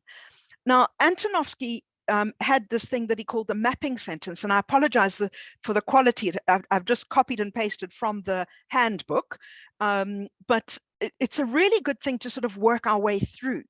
So on the left, you can see it says a generalized resistance resource is, and 8 different things: physical, biochemical, artifactual, material, cognitive, emotional, valuative, attitudinal, interpersonal, relational, and macrosocial. And from the previous lecture, many of those things were also mentioned to do with yoga and music, these different connections. So I mean, really, I think what Antonovsky is saying here is that resources can be drawn. It's basically how we see them. You know, they can be physical things, they can be mental, cognitive, it can be emotionally, how we deal with something, it can be through relationships. So any of those characteristics, and notice where they come from the individual in the second set of brackets here, from the individual. It could be the primary group like your family or perhaps your work colleagues. It could be a subculture. So yoga, I would imagine, is a kind of subculture, and music, the music that you're involved in, or it could be wider society. So again, the scope is enormous where we can draw these resources from.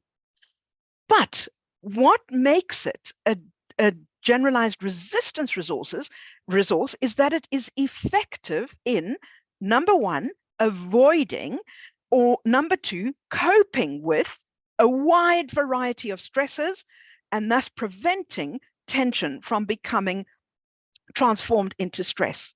Okay, or breakdown in the diagram again that Professor Srinivasan showed us earlier. So, what does this actually mean? And what turns a resource into a resistance resource? Well, the key thing is using it. Because if you are facing stress and you say, yeah, I've got all those resources out there, but you don't actually use them, you're not going to avoid the stress and you're not going to cope with the stress. So we need to use them to make them to help us resist stress. And I've got a couple of images here to illustrate that. Very close here to my office at work, I've got the most beautiful woods that I can walk to. It literally takes me 7 minutes to walk, and I'm in an environment like you see on the left-hand side there. So that is a resource to me. I know it's out there. But let's say I'm feeling very stressed and I'm thinking, oh, no, I've got to keep working. I haven't used that resource to help relieve the stress. If, however, I go for a walk, just take half an hour and go and walk in this beautiful environment, I come back renewed with that stress relieved because I've used it. So that's the key thing with a resistance resource. You need to use it if it is going to help you to resist stress or cope with stress. Another example, I don't know if you've heard about the situation in the UK where there's such a shortage of fresh vegetables. They can't get them in their supermarkets anymore in the UK. And, it's partly the result of Brexit and, economic policies and everything, but it's extremely stressful to people who are trying to live healthy lives and eat lots of vegetables, and they are simply unavailable. People in Britain can't buy them. Now, of course, allotments could be a resource. People could think, actually, I must stop relying on international trade and so on. I need to produce some myself. So there's a resource, but until you use it and grow your own vegetables and have that source, it's not a resistance resource. But when you use it, it becomes a resistance resource and helps you to deal with some of the stress that you've been facing. So now I'd like you to take another moment and look at the stressful issue that you wrote down and just think about what resources are available. And these could be relationships, material, inner resources like emotions or cognitive. And how can you turn them into resistance resources? So just take a moment, look at your stress and think about that.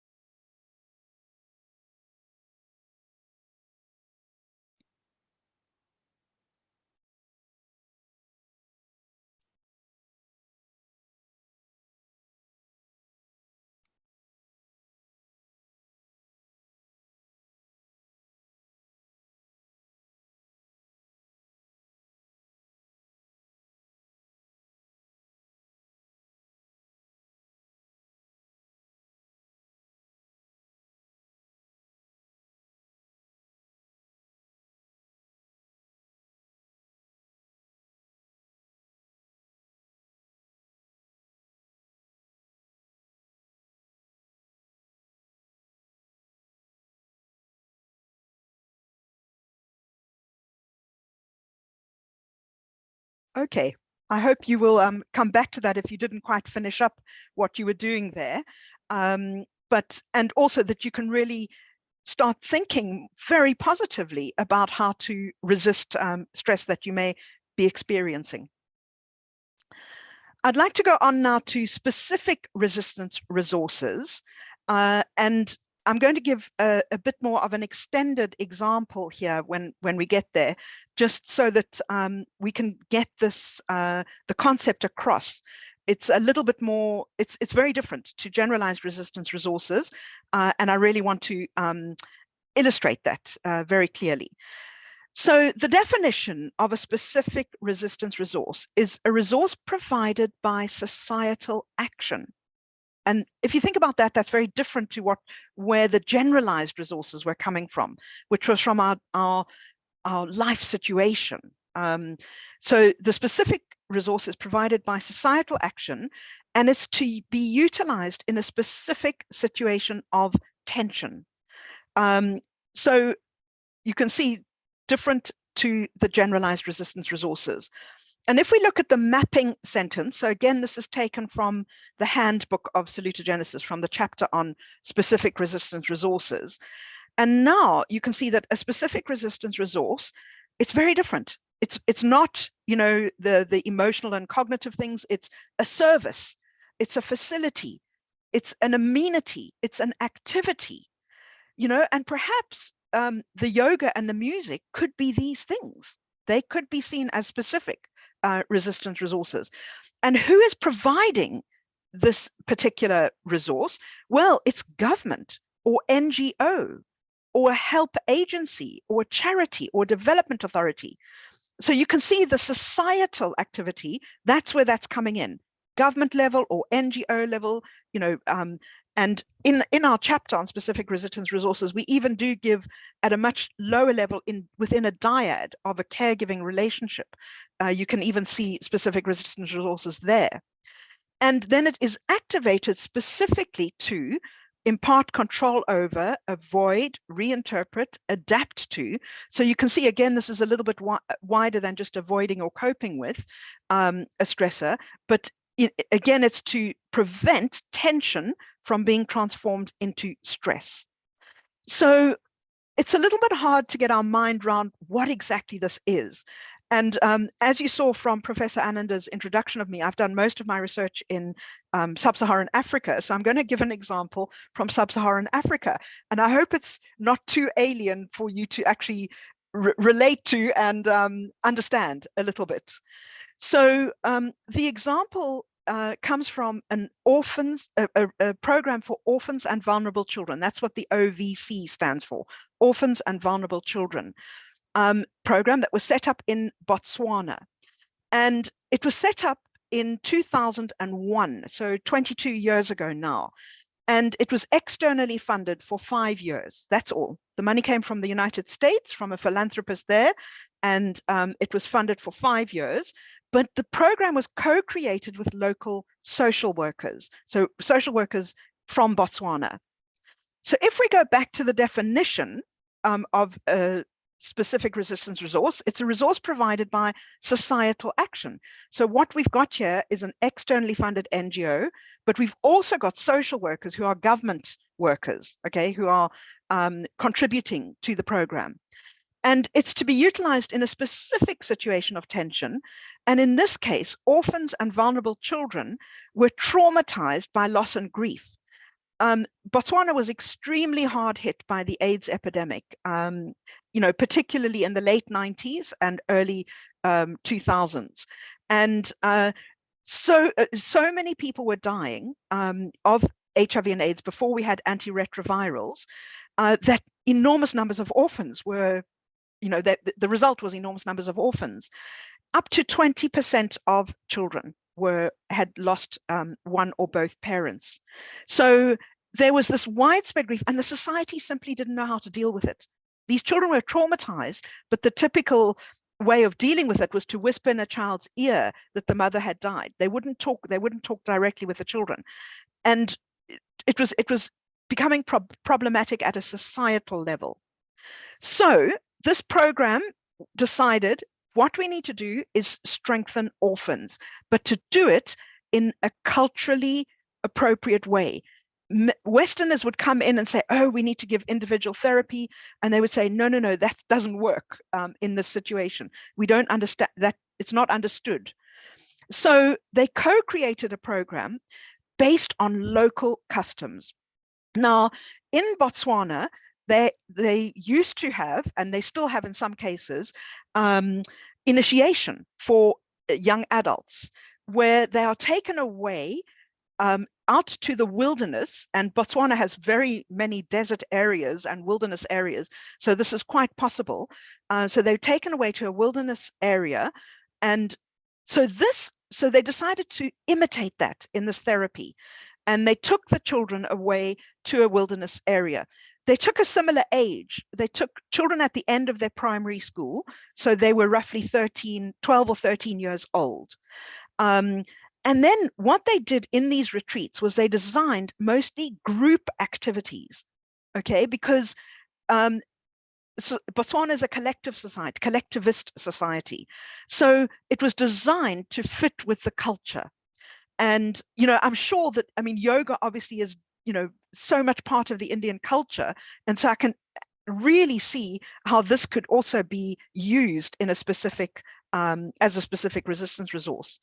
So what they did was they introduced a lot of role play, something called rites of affirmation, and I'll illustrate that in the next slide.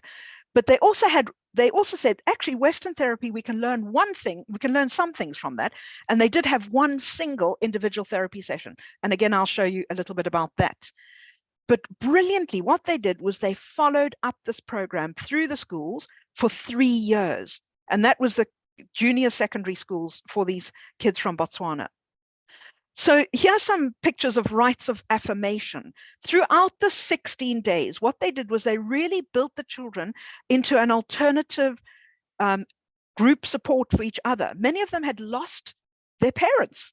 They still maybe had aunties and uncles or grandparents, but they had lost that. So they decided, like in the initiation program, where the children are built into what they actually call a regiment for the chief, they were doing something similar. They said, you've got to support each other now for the rest of your lives, and so they did a number of different things where they had to go out, and what this little boy is showing at the top left is a piece of what they call heartwood. So where a tree has died, actually in the middle, you still find some of the bark or some of the tree that is still hard, and they would get that and polish it up. So their lives had been ruined by the parents dying, and everything felt disastrous and collapsed, but they would take this wood and polish it up. And actually they would take this home with them and could always go back and remember what it symbolized. Things were terrible, but actually I'm still there. I've still got a core. I've still got strengths that can be used. And they would, on the last night that they were all together before they traveled back to their village, they would do this candle ceremony because they had been built into the supportive group, and to show that together they can form a circle of light, not one little light on its own, but they can support each other. And so these rites of affirmation have a way of sticking in the mind, and children remembered them, and research that has been done with these children afterwards shows that they would go back to that, and the caregivers noticed that they would go and hold onto that piece of heartwood again, and so on. And they really made use of their friends and colleagues. Now, the individual therapy that was done, and this is very harsh, as you can see, it's somebody committing suicide. But what they did was they got the children to fill in a book and used art therapy. So here, not music, but in this case, it's art. And they would draw pictures, and then they would write a little bit about what was being shown in the picture. And a therapist or a social worker would go through each child's book with them individually. And that was the only individual therapy that was done in this wilderness retreat. And it was incredibly helpful because it actually broke a cultural taboo, because the culture says, don't tell children, don't talk. Their brain is too young to understand. But with so many parents dying, it had to be addressed. And so this is what this did. It helped the children and explained and answered questions that they had in this case. So, and then the final thing, the whole thing, of course, was like a rite of passage, like the initiation. And when they came back, the chief of the village or the district commissioner, somebody, they would arrange this welcoming back. And these children who had also been given the berets and the t-shirts to show that they had been through this would come back, and they would be asked to tell how they had changed. And the community would take on that these children were changed. You know, they went away sad and broken. They went through this therapy and they've come back stronger. They've come back ready to support each other and ready to be good citizens of this village. And the chief and these elders and the people would listen, and they would take it on board so that it's publicly stated, these children are different. They've come back different. We are going to treat them as different. We're going to rely on them now, and they're part of us. And the phenomenal thing about this program is how it gave hope to people in the country. Because you can imagine if 35% of your population is HIV positive and people are dying, you know, people were saying, that's the end of our country. How's it going to end for us? And they were hopeless. And so this program, by taking the children, and actually adults then got involved and said, oh yes, when I went through initiation, this is how we did it, and it worked in this way. And they started getting involved, and they could see, yes, if we can grab the youth and help them not to get involved and not to be infected, that's hope for the future. So it really had far wider links than just for the individual children. So now, the situation now in 2023, it is this program, which started in 5 small villages, is now operated in all 16 districts across Botswana. The government funds it by giving budgets to the districts for psychosocial programs, and many of them choose this. More than 1,000 government social workers have been trained, and it probably sounds like nothing given the huge Indian population, but Botswana, the population is 2 million. So 1,000 social workers is a huge chunk of the social workers. And the orphans and vulnerable children emerged from the program massively strengthened. Their own individual health, they were moving along that continuum towards the health end. They had resources to draw on to help them move to that end. And teachers who ran the follow-up program for 3 years, they saw such a transformation in the children that they said, can't we do it for all Botswana's children? And of course, then it wouldn't really be a specific resistance resource. And currently, actually, they can still only really treat the orphans and vulnerable children, or, you know, take them on this therapy. So it's not available for all children. It's only available for that very specific kind of tension when you've lost your parent. And just finally, this is the final slide of the example, that it links to social health. So, and I think that's also something that we need to study more. And perhaps this is something that can be done in India. I'm not really sure about your collectivist notions and attitudes, but when individuals are well, it often contributes to greater social health. So the ability to interact and form meaningful relationships.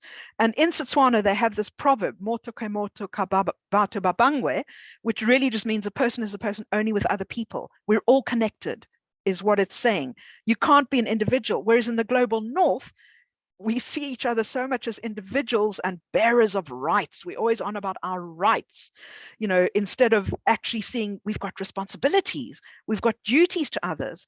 And actually in Antonovsky's book with the meaningfulness side of things, that's part of it. Responsibility to others and, you know, helping others gives meaning in life. So what we've seen through this program, through 22 years of this program operating, is that it has transformed the way that communities in Botswana can deal with this threat from HIV. And, you know, this very specific resistance resource has had a very powerful impact on helping transform tension into a way of coping with the situation. And now what I would like to do is just bring them all together, link all of these concepts. So this diagram was developed by Maurice Mittelmark, based on Antonovsky's 1996 article, which was about salutogenesis as a theory for health promotion. So on the left-hand side, we've got a person's life situation. And this shows, you know, the culture that you're born into, your social position in that culture. Obviously, gender will influence how you relate to other people. Your age will influence that. But it's also our orientations and our predispositions. Antonovsky also mentions luck. You know, sometimes you're lucky that you just have a very healthy body, or you don't you don't get ill easily, but other people don't have that. How do you deal with that? But also it's the choices we make. Who do we associate with? What risks do we take? So all of those things generate both our stress exposures, which can be acute or chronic stresses, but they also, this is where our generalized resistance resources come from. Okay, we draw on our culture for strength or ways of coping. We draw on our relationships with family and friends and work colleagues, for resources to cope in certain situations. And then the balance between these two, or how these two, the stress exposures and the resistance resources, interact in our life, gives what Antonovsky calls our life experiences. So the degrees of consistency over time, what do we see? And that converts into the cognitive component of the sense of coherence, this comprehensibility, the belief that the challenge can be understood. The underload overload balance between stress and resources, okay, that life experience is the behavioral component, the belief that we have the resources to cope, that they are available. We've got to use them though to make them resistance resources. And finally, our participation. Are we participating in decisions that affect us? Are we able to do that? And that's the motivational component, this wish to cope, or the meaningfulness aspect of the sense of coherence. And obviously, a strong sense of coherence enables us to move towards health. So what's missing now is the feedback loops. And this is what I want to introduce. A strong sense of coherence also enables us better to use the resources available and, of course, turn them into resistance resources. So that is extremely important. And of course, the resistance resources enable us to build our sense of coherence and move towards health. So there's this feedback loop in the model. To add the specific resistance resources, these are provided by society. Okay, so societal provision, as we mentioned, government or NGO, they are provided by society. And they are to resist a very specific source of tension, like with the orphans and vulnerable children, and the grief and the trauma that they were experiencing that just wasn't being addressed. It was to do that. And again, it is a strong sense of coherence that enables us to use those specific resistance resources, again, to move us towards health. So we don't necessarily at every moment in our lives need a specific resistance resource, but occasionally we do. And then we need to see what resources are available for us, how can we use that, and how can it move us towards health. So that was connecting everything. And now the very last little part of my talk is really to think about stressor appraisal. So first of all, how did Antonovsky view stressors? Well, he said that life is inherently full of stressors. And focusing on health, I expressly rejected the implicit assumption that stressors are inherently pathogenic. Their health consequences can only be understood if we understand the coping process. So it's extremely important to understand that stressors do not have to be pathogenic. And Antonovsky actually drew, if you go back to his original works and you read that, and again, I encourage you to do that, he used communication theory actually to say that a stress is a little bit something like a stimulus. So when you hear a sound stimulus, how do you respond to that? Okay, do you get up and dance if it's nice music? So stresses, if you just think of them as a stimuli, they're not necessarily pathogenic. And then how do we deal with them? So this diagram you've also seen today in Professor Srinivasan's lecture. But just to repeat, so Antonovsky saw health as a continuum and not as a dichotomy.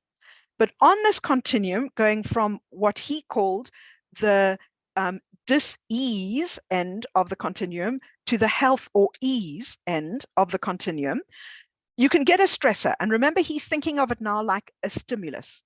However, that stressor causes tension. We've now got to deal with it. We've got to respond to that stressor. And what he said was that we can take a pathogenic response, and then actually that stressor is going to lead towards breakdown, towards the dis-ease end of the continuum. However, there's also the possibility of a salutary response using salutogenesis. And then what that does is it moves us towards the health or ease end of the continuum. And he said, actually, there were three possibilities. I've only mentioned the two. So the pathogenic one, there's a neutral response, or there's a salutary, I've spelt that wrong, it should be salutary response, when you face a stressor. And I'm just going to give a little personal example here to show the different possibilities of responses. You know, I've got a son who throws his clothes on the floor and he doesn't pick up after himself, and it's extremely irritating. You know, I can shout at him. I can say, you know, how many times have I had to say, pick up your clothes, don't leave them on the floor, put them in the wash basket, or, you know, do something about them. But that can be pathogenic. He's heard that story before.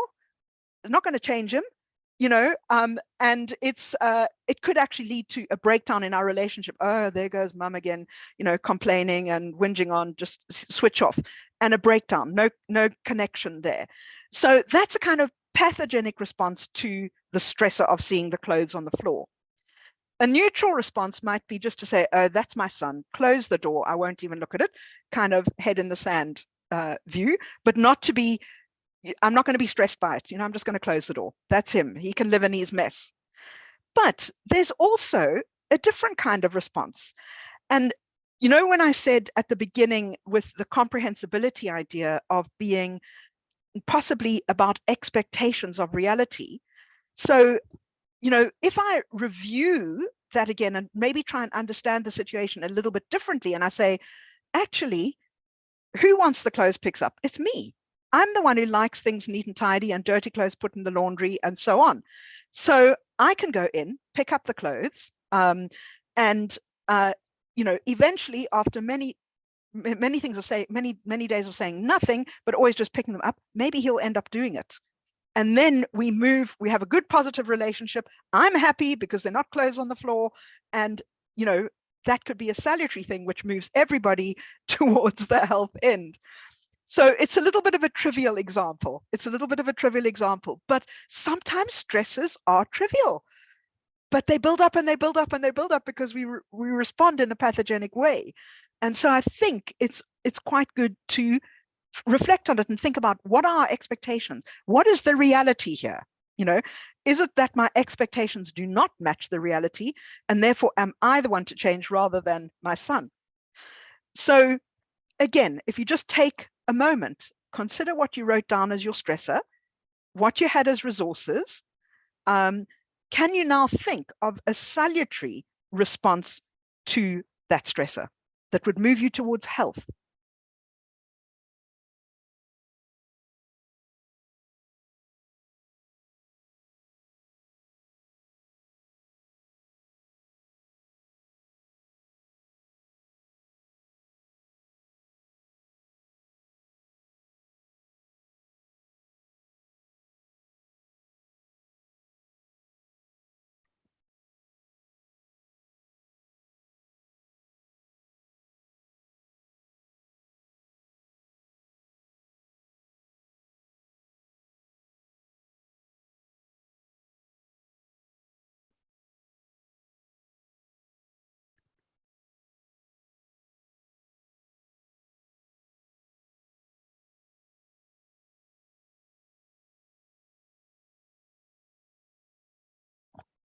And again, you can come back to this later. I mean, 1 minute is not really enough time to think about these things, but that's the note on which I would like to end, moving towards positive health. Thank you so much, Professor Marguerite Daniel. That was an amazing, awesome presentation. the new insight you have provided on understanding the general and the specific resistance resources, I think has clarified in our consciousness how so many aspects that we didn't know, like the example of the woods that were there, but whether we use it or not makes it a resistance resource or not. We can have water, but if we don't drink it, it's not a resistance resource. We can have people who love us, but if we are not open to them, it doesn't become a resistance resource. You know, it's just so, it's infinite potential you unlocked. And personally, for me, I think thinking of yoga therapy, music therapy, how I have understood it today very clearly is yoga and music as GSR, as a general resistance, but yoga therapy and music therapy as specific resistances. Because the general part of yoga and music, but then the specific, when people have specific issues, how we personalize and individualize the therapy to support them. And we can always say that ISCM is a specific resistance resource as an organization, SBV, and your story of the young men who had suffered the trauma of losing the parents and creating that peer group, a positive peer group pressure, a pressure in a support way, reminded me of the work we have been doing with young people here in India for 50 years through yoga, the fine arts, creating community. And really amazing presentation.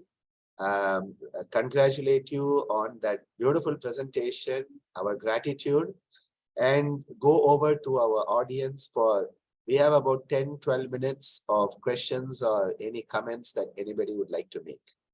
I open the floor to the discussion.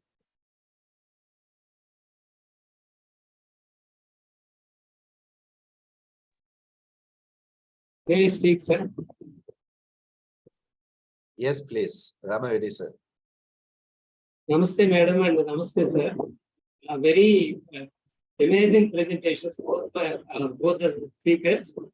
One observation is, usually in the webinars, they don't switch on the videos because of the stress they feel. Can't have the privacy. They can't have the moments of escape for a few minutes and so on.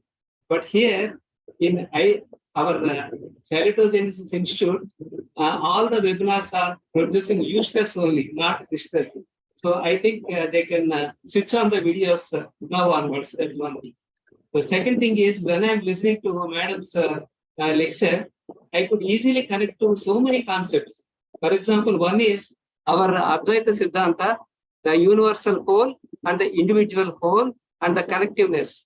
And also Ubuntu concept of Africa, where the people can have the unity like this one. And also the scientific concept, general systems theory. So many things are connected with our salutogenesis concept. I felt so connected with this one. And to express my ignorance, I'll ask Srinivasan sir 2 questions. One is, yoga therapy has the mindfulness as the main concept. And it is the active intervention. The person has to do it. Whereas in music therapy, the person is not supposed to do, but he has to undergo it passively. Somebody would be producing the music and he would be listening. So will there be any difference between the therapeutic effects when one actively practices music or when one listens to this one? And the second thing is, one who has got the real ear for the music. For example, I'm so interested in Carnatic and I enjoy Carnatic music so much, but I just can't stand Hindustani music at all. I mean, not to have any regional feelings or so. So if I'm exposed to therapy with Hindustani music, if I'm exposed to therapy with the Carnatic music, will there be any difference between these two things? And my second question is, like we have color blindness, those who cannot distinguish between red and green, will there be anything like raga deafness, where they cannot distinguish between the ragas? Because I have got that one. I had a stint with music and I spent so many months with music, but even a single raga I could not identify. And unfortunately, my master died during the corona and I could not continue it. Thank you, sir. Thank you. Professor Ananda, would you mind just repeating the two questions? Because it was the sound was a bit poor for me. Could you just repeat the two? Yeah, the questions by Professor Ramareddy sir, the questions are addressing. Yeah, connection is there. 1 second. I think we had an internet issue. Yeah, we should be back now. The questions are addressing whether the person needs to be mindful of the music, or will music work without a mindful component? Because normally yoga implies a lot of mindful movement and breathing. So the distinguishing factor was one question.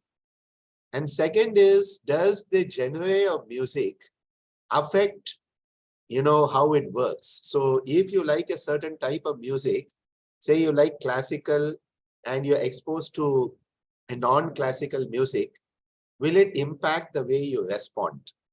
So I think these were the two main questions. Okay, thank you so much. Well, I mean, if you think of the different components of sense of coherence, the comprehensibility, so how you are understanding, I think that is the thing that is going to determine whether you need to be mindful or not. So for example, if you're with a group of friends and you're out dancing to music, you're not necessarily mindful, but you're enjoying the social thing, perhaps that is very helpful. But on in another situation, you might think, actually, I need to just still myself and listen to this music, or maybe participate and do the drumming myself, and then you're much more mindfully involved. But that's up to you. I think that's up to the individual, and it's the comprehensibility element which is going to affect it. And are you using it as a resource? Are you saying, I'm stressed and therefore I need to just still myself, or I need to drum, or whatever it might be? So it's how you use it, I would say. And I mean, likewise, I think with the genre of music, how that would work. Again, how are you understanding that? So if it's an unfamiliar, if I'm mostly into classical music and I'm hearing Indian music for the first time, I mean, I found that incredibly stimulating in the earlier lecture. I didn't understand it, but I was just thinking, wow, this communication between two people over Zoom was phenomenal. So, it's stimulating to me, but perhaps I don't understand it, and I'm not using it for therapy. I'm using it as, just to be exposed to a new culture and to learn something that I've never heard before. So I think it's if you think of the other components or the other dimensions of sense of coherence, that can help you decide whether you're using it to move towards health or whether you're just sitting and enjoying it. I hope that answers. Yeah. Beautiful perspective. Srinivasan sir, yes, sir. Wonderfully told by Dr. Margaret, madam. I think that meaningfulness and mindfulness, that's very important, no? See, after all, that is the reason why now Janita and Bhubaneswari, they will also understand. World over, they are trying to evolve some pattern wherein they can apply certain basic or rudimentary principles of ethnomusicology. See, for example, Shankarabharanam, if I sing the way Ramareddy sir may appreciate, but in Hindustani music, they call it beloved. You will be surprised, the Western music, it's major scale. See, music is universal. So the mindfulness, as Dr. Margaret says, if a Westerner is listening to Shankarabharanam, he or she should know that he is mindful actually of a Western scale. Mohanam, which is for, I just sing a line. I will just ask you, what is the mood? This is an open question to any audience. Sri Madani Gapasani Magari Sari Mamadara Daniva Danila Gapasa Sani. What is the mood you are getting? Ramareddy sir, you tell me. You do forget about classical, semi-classical. What is it conveying some mood to you? Anybody there? Are you feeling joy or sad? Contentedness, sir. Trupti. contentedness. Yes, content, some tripti is there. No, see, you won't believe this raga is known as katana kutuhala. That means one who indulges in the practice of listening, he gets actually what should I say, bliss. Kutuhala is joy. On the other hand, there is a raga. You forget about the raga. I'm not going to the raga name at all. I will leave it. I'll sing, you just sing.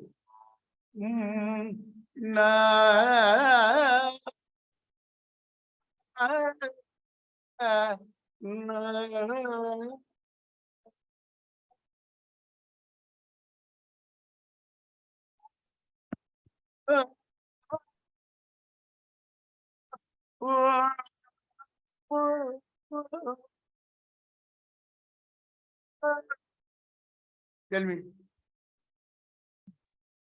does it convey any mood to you? I think I was the only one who could hear it because I guessed what it is. Maybe if you could repeat closer to the mic because the nuances are lost. Yes, Yeah. sir. Is it okay now? Now it's perfect.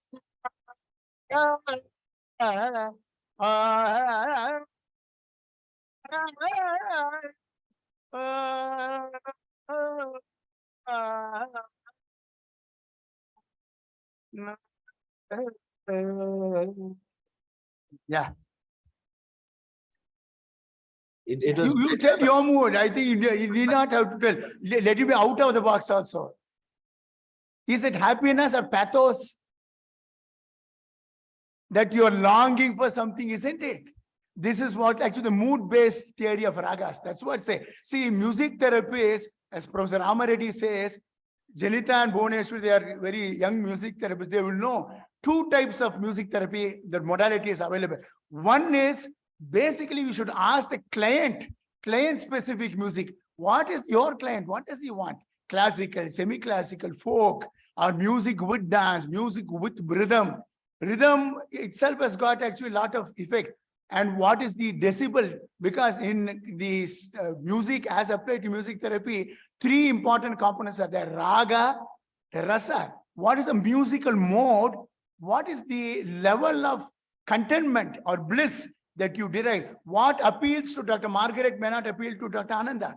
You forget about the name of the musical scale, composition, blah, blah, blah. That is immaterial, but it is purely individualistic.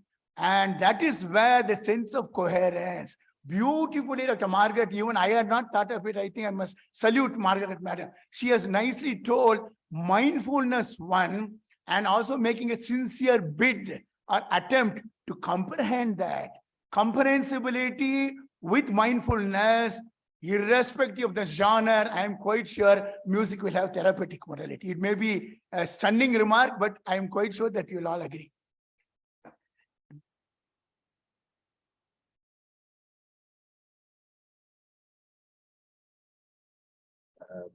Professor Ingen, would you like to make some comments from your side? Yes, I was just thinking about some question. First of all, thank you for two very enlightening talks, very stimulating. The question I had in mind was to Marguerite Daniels. Happy to see a Norwegian here, or you sound English, but at least you work in Bergen, Norway. It sounded from the beginning of your talk that your meeting with salutogenesis and that kind of approach kind of enlightened you or inspired you, and you seem to be very active in this STAR work group. But and your work in Africa sound very meaningful in the sense that you achieved something very valuable with these children who were orphaned and very vulnerable, who had lost their parents. But could you say something, I don't know if it's possible at a general level, but to say something how salutogenic approach has changed your frame of thinking when you do your work? Yes, thank you very much for that question. If we think of Socrates and his framework for critical thinking, one of the questions that I love most of that Socratic questioning is questions about the question.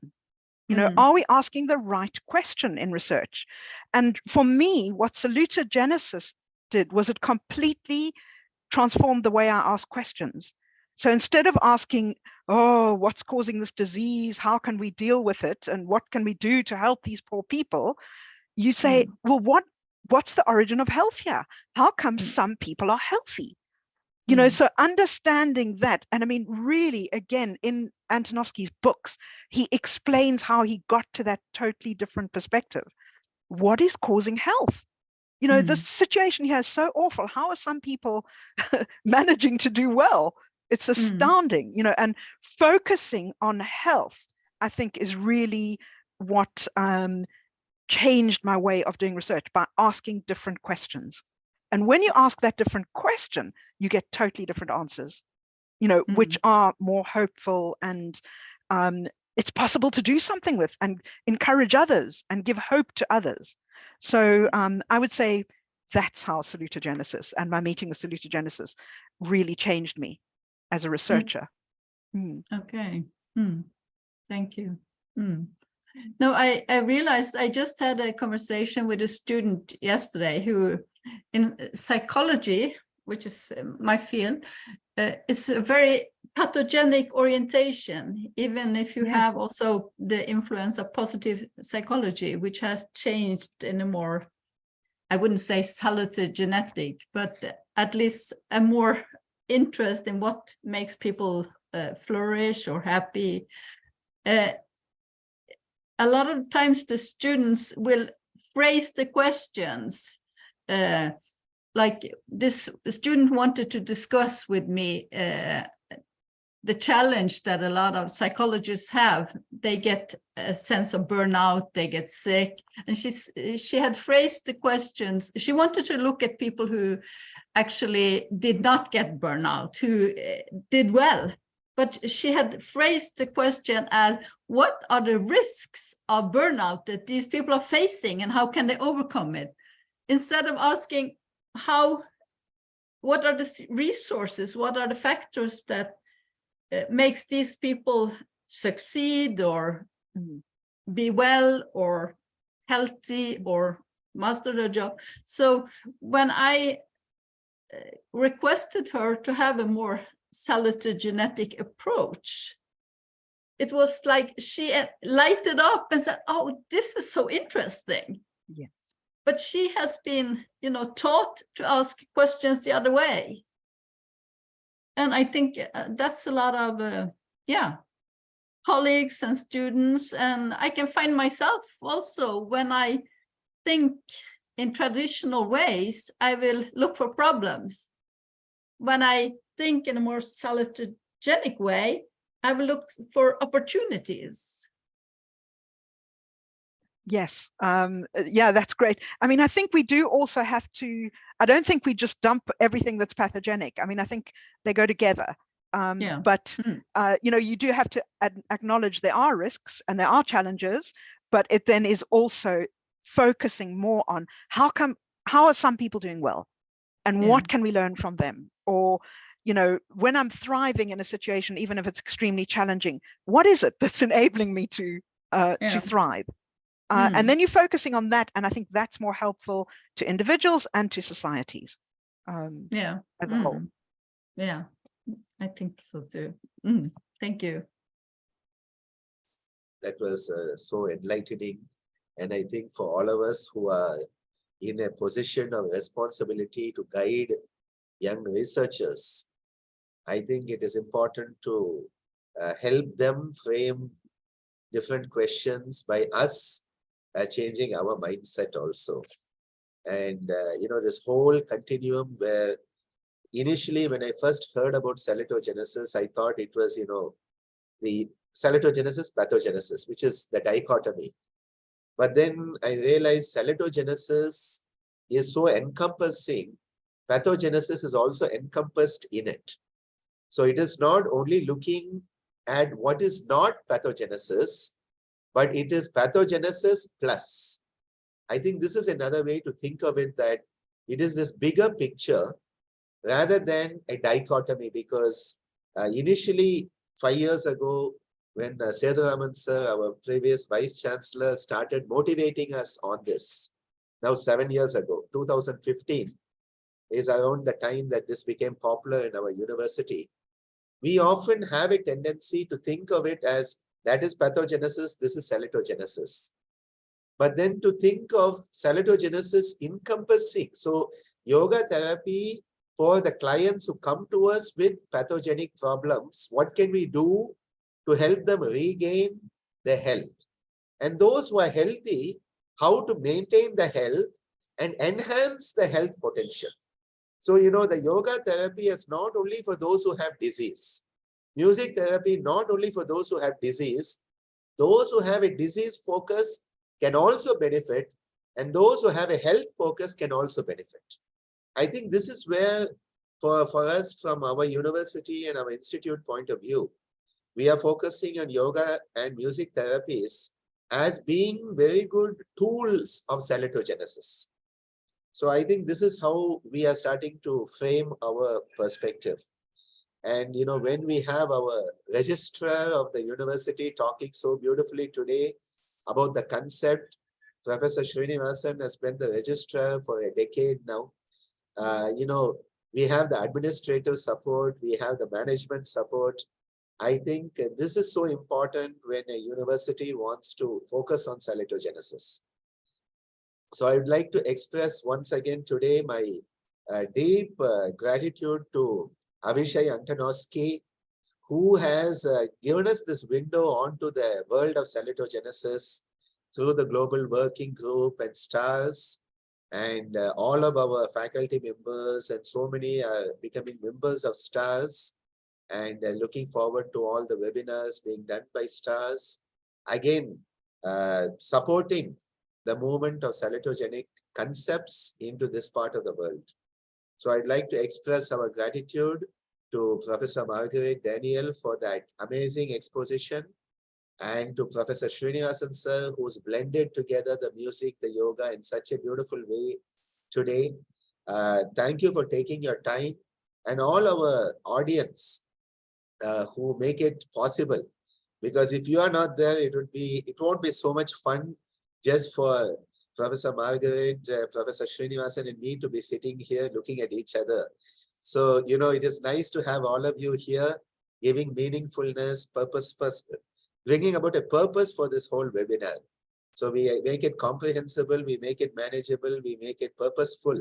So thank you for enabling the sense of coherence of the whole webinar to happen. See you all next week, where we have very beautiful sessions coming up. We have the next week's session by Professor Ingen, who's with us and always giving us beautiful thoughts, who is Professor of Psychology at the Norwegian University of Science and Technology, and with whom, thanks to her efforts, recently we have signed a memorandum of understanding. We hope to take the work forward, talking about positive psychology and salutogenesis, community-wide mental health promotion.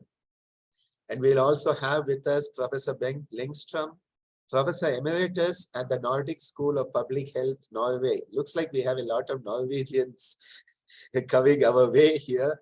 Such a beautiful concept, who's talking about, you know, from birth to the end of life, key elements in the design of the life course process according to salutogenic model of health. And Bengt Lindström, he sort of, from, in my perspective, took up the mantle after the untimely passing away of Antonovsky himself. And, you know, coming from a pediatric surgeon, I believe he was, or a pediatrician, coming into this field and taking it forward. In the book, they quote him as the second professor of salutogenesis. And so we are so happy that thanks to Avishai, we have all these beautiful people coming and presenting for us to empower our knowledge and hopefully develop the wisdom of salutogenesis. Thank you everyone for being with us. We end with a prayer. Om Loka Samasta Sukhino Bhavantu Sarve Janaha Sukhino Bhavantu. Om Shantihi Shantihi Shantihi. Om. Thank you, thank you, thank you.